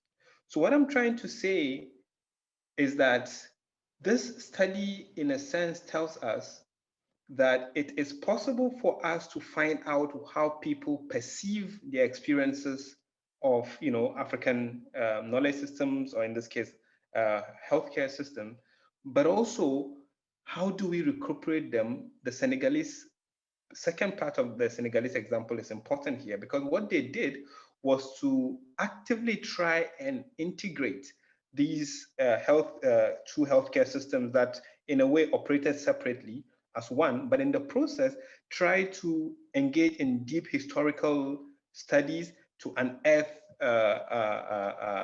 archives that people walk around with, in a sense to keep a library, you know, of diagnosis that could be passed on from one generation to the other, but also be taught formally. So I think part of the crisis on the African continent is the devalorization of what is local. You know, and again, this is one of the hangovers of colonialism. There's a Beninois scholar, Mudimbe, you know, who calls it, Huntunji, who calls it extroversion. It's like this gaze outwards. Whatever is within has no value. Something that comes elsewhere has a value. And we know the history of this. It is a product of a consistent colonial attempt to subjugate and devalorize anything which has something to do with Africa's initiative. There's a question by Tino Tenda, you know, about Africa not controlling its narrative. And then there's this question about who is an African. I want to try and answer them together because I think they're related. It's true, and this is, again, part of the long history of dispossession. You think of the fact that two countries in Africa, Ghana and Cote d'Ivoire, produce more than 70% of the global cocoa output, but earn less than 30% of the total value of cocoa products. You can do the same thing with gold and manganese, but also you can do the same thing with knowledge that is produced on the continent, and you can do the same thing with representation of Africa. So that is absolutely the case, and perhaps that is the task of this generation, all of us. You know, there is that famous saying by Frantz Fanon that every generation must, out of relative obscurity, discover its mission, fulfill it, or betray it. Perhaps that is the mission, to say, how do we hand over a different Africa, a more boisterous, self-confident, self-asserting Africa to another generation? How do we make sure that those who are devalorized, ordinary people, unemployed people who have no access to the basic necessities of life can have access to those things? Perhaps that is what we have to ask ourselves, to say, from here, having had a discussion around how health and access to health is linked to a long history of dispossession, going forward, how do we flip the picture? The final point I want to address is the question around who is an African? Is an African somebody who lives on the continent? Does it incorporate the diaspora? This is an important question, because at the heart of colonialism was the administration of identity, the assignment of identity, and the attempt to define Africanity in exclusive racial terms. Now, this assumes that identity is fixed and unchanging, but that is completely ahistorical. Every identity is a work in progress. A person can become an African over time. So Africanity is not sired in one's DNA. Africanity is a social process. And I think that is really important, because the other aspect of saying that some people are not African because they do not fit A, B, C, and D phenotypical description, in a sense, gives rise to very narrow nationalistic outlook.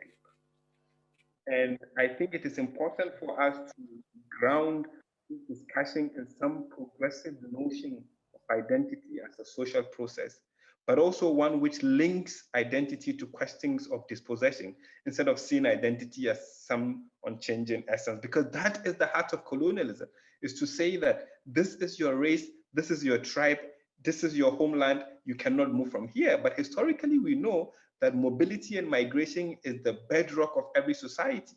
We are all here because people move from one place to the other.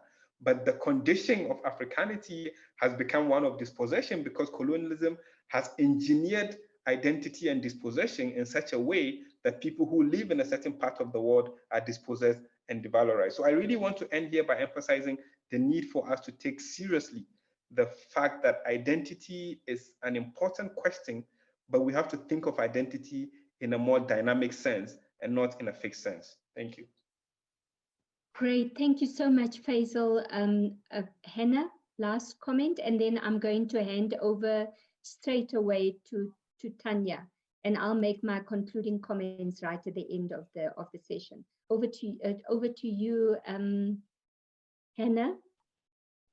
Thank you, and thank you for all of the really useful and interesting questions. I think it's quite, I guess it's fairly difficult going after everyone else, as especially what Dr. Garba just said, I very much fully agree with, both on the identity questions, but also on the questions around construction of knowledge. I've been sharing a few articles on some of these issues and some of these questions. I think the fact is, and I think somebody else mentioned it in the chat, we as Africans in the diaspora and also within Africa, those of us who are global citizens, must drive and claim not just the narrative, but also the economics. I'm an economist by background, so I do see the world through an economics lens. And when I do look at it, what I do see is a huge and very serious imbalance with regards to whether it's African knowledge, whether it's African trade, the point that Dr.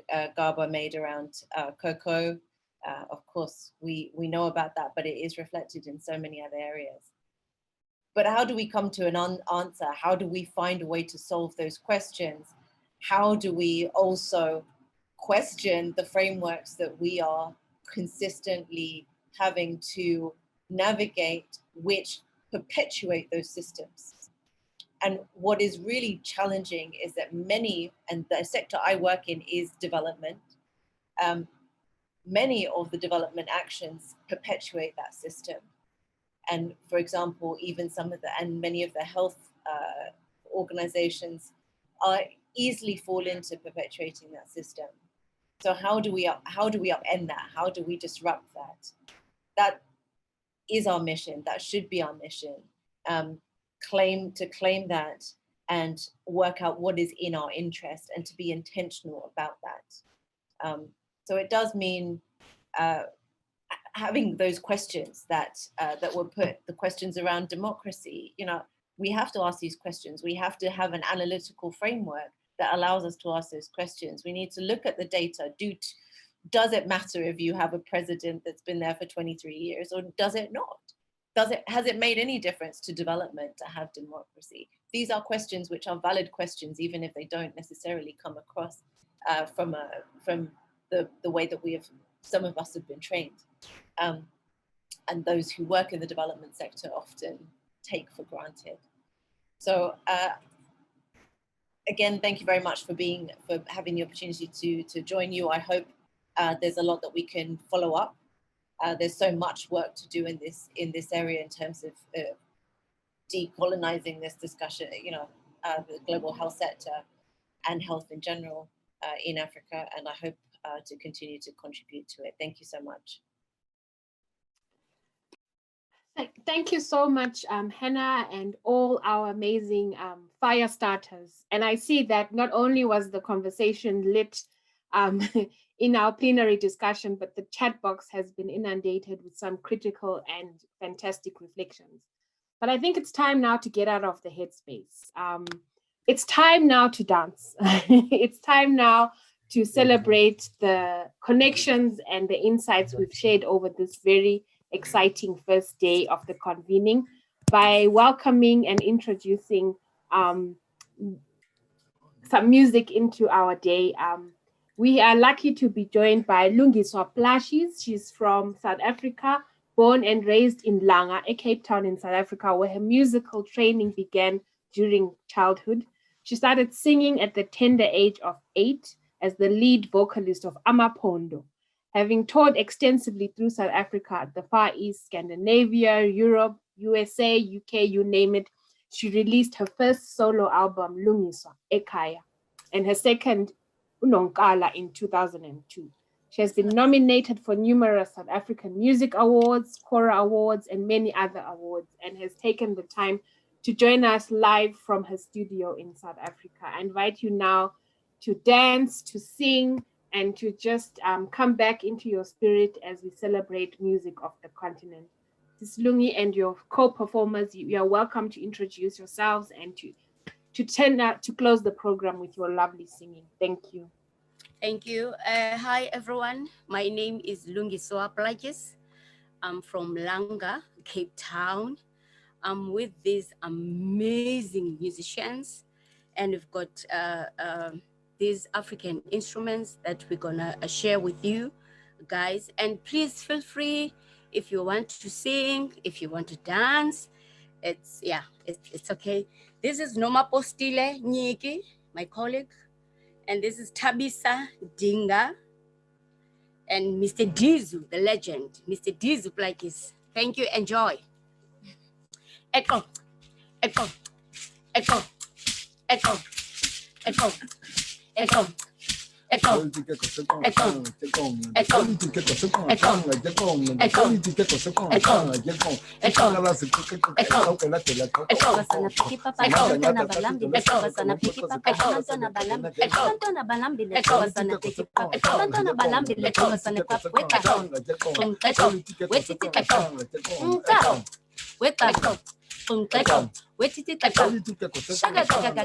Shaga shaga sana piki papa abantona balambile sana piki papa abantona balambile abantona balambile sana piki papa sana piki papa sana piki papa echo echo echo echo echo echo.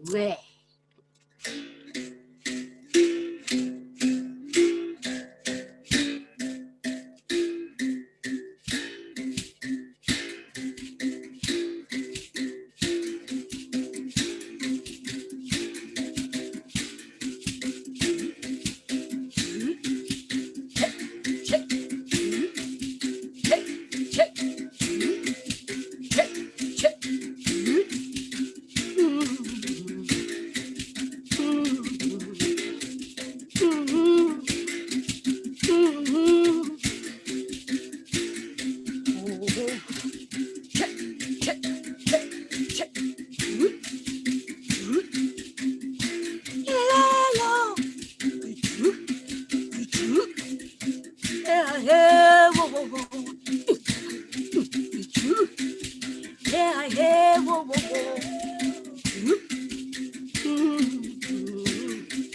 Yo,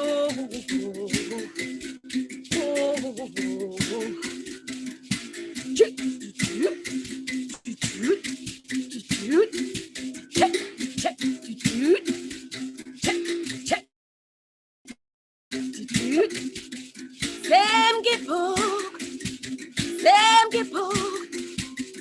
Yeah, whoa, yeah, whoa, yeah, yo, whoa.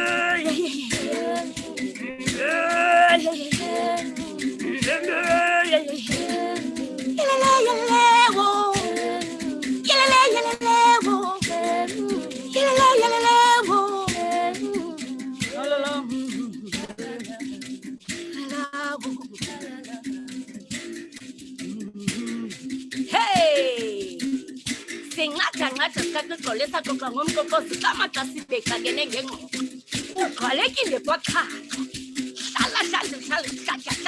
shala hey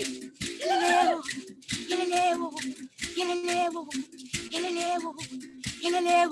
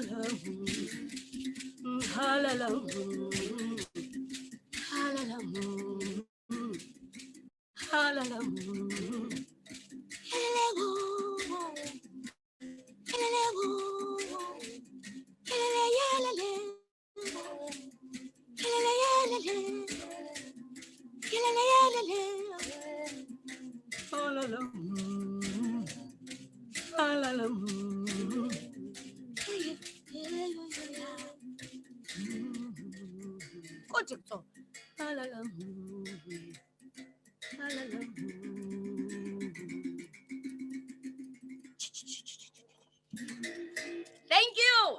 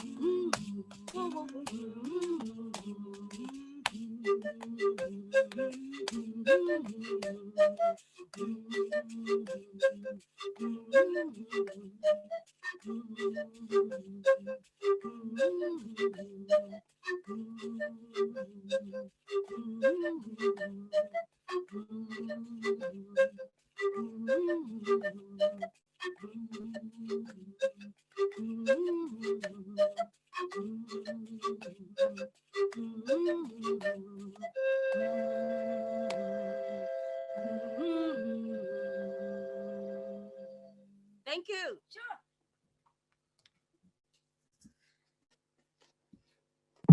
Thank you. Our next song now is called Yahamba. Please, guys, if you want to sing with us, please sing. Just join in, okay? Very beautiful. Thank you.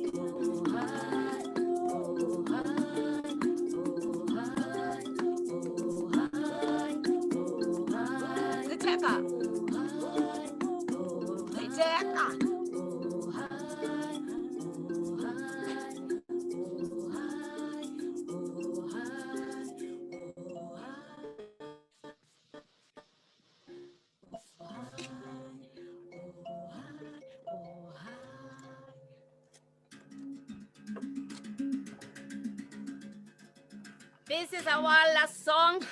Now, the name of this instrument is called Uhadi.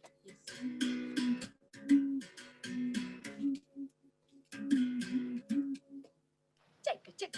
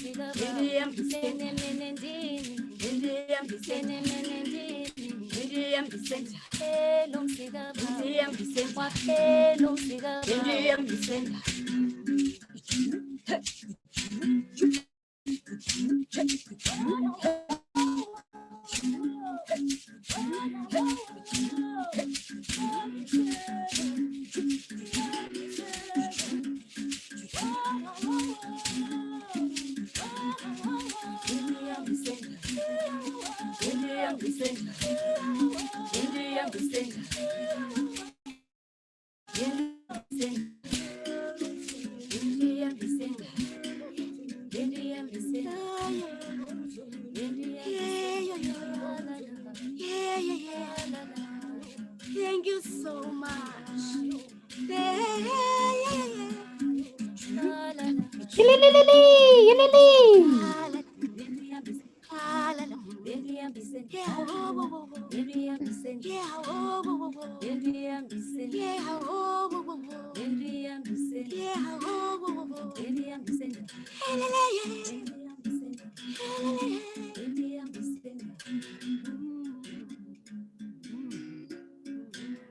Siyabonga. Siyabulela. Thank you so much. Thank you. Thank you so much. Beautiful. Sibonge kakhulu sisilungisa. Thank you so much. Right. Kaplachi, thank you so much. Ooh, Yes, sajabulela kakhulu. Oh, beautiful. Thank you. Thank you so much. Thank you so much. What a powerful ending for this day. A beautiful performance from world performers. Thank you for honoring us with your time, Sis Lungiswa. Sabonga kakhulu. That brings us to the end of the program for day one. I hope it's been engaging. I hope you've learned something. I hope you are enticed to come back for day two. Thank you so much for your attention and for your time. Just to share once again that if you want to join us for day two, please join using the same link.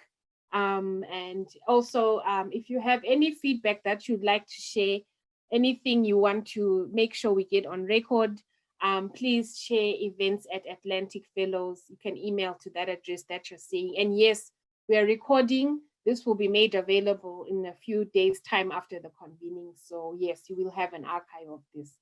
Our last request is that before you leave, you complete our exit poll. We just want to take the temperature and get a sense of the room. But in closing, I want to thank the team, Sis Philippa, Professor Rispel, Lance, SHEHNAZ, David, and Danny, who've been behind the scenes helping us to have a really great conversation today. It's been an honor to hear you and to be in your presence. Go well, lalani kahle. Till tomorrow, Pamba Zwakanaka, au revoir, adema. And we look forward to seeing you in the next 2 days. Take care. Otherwise, it's bye from us.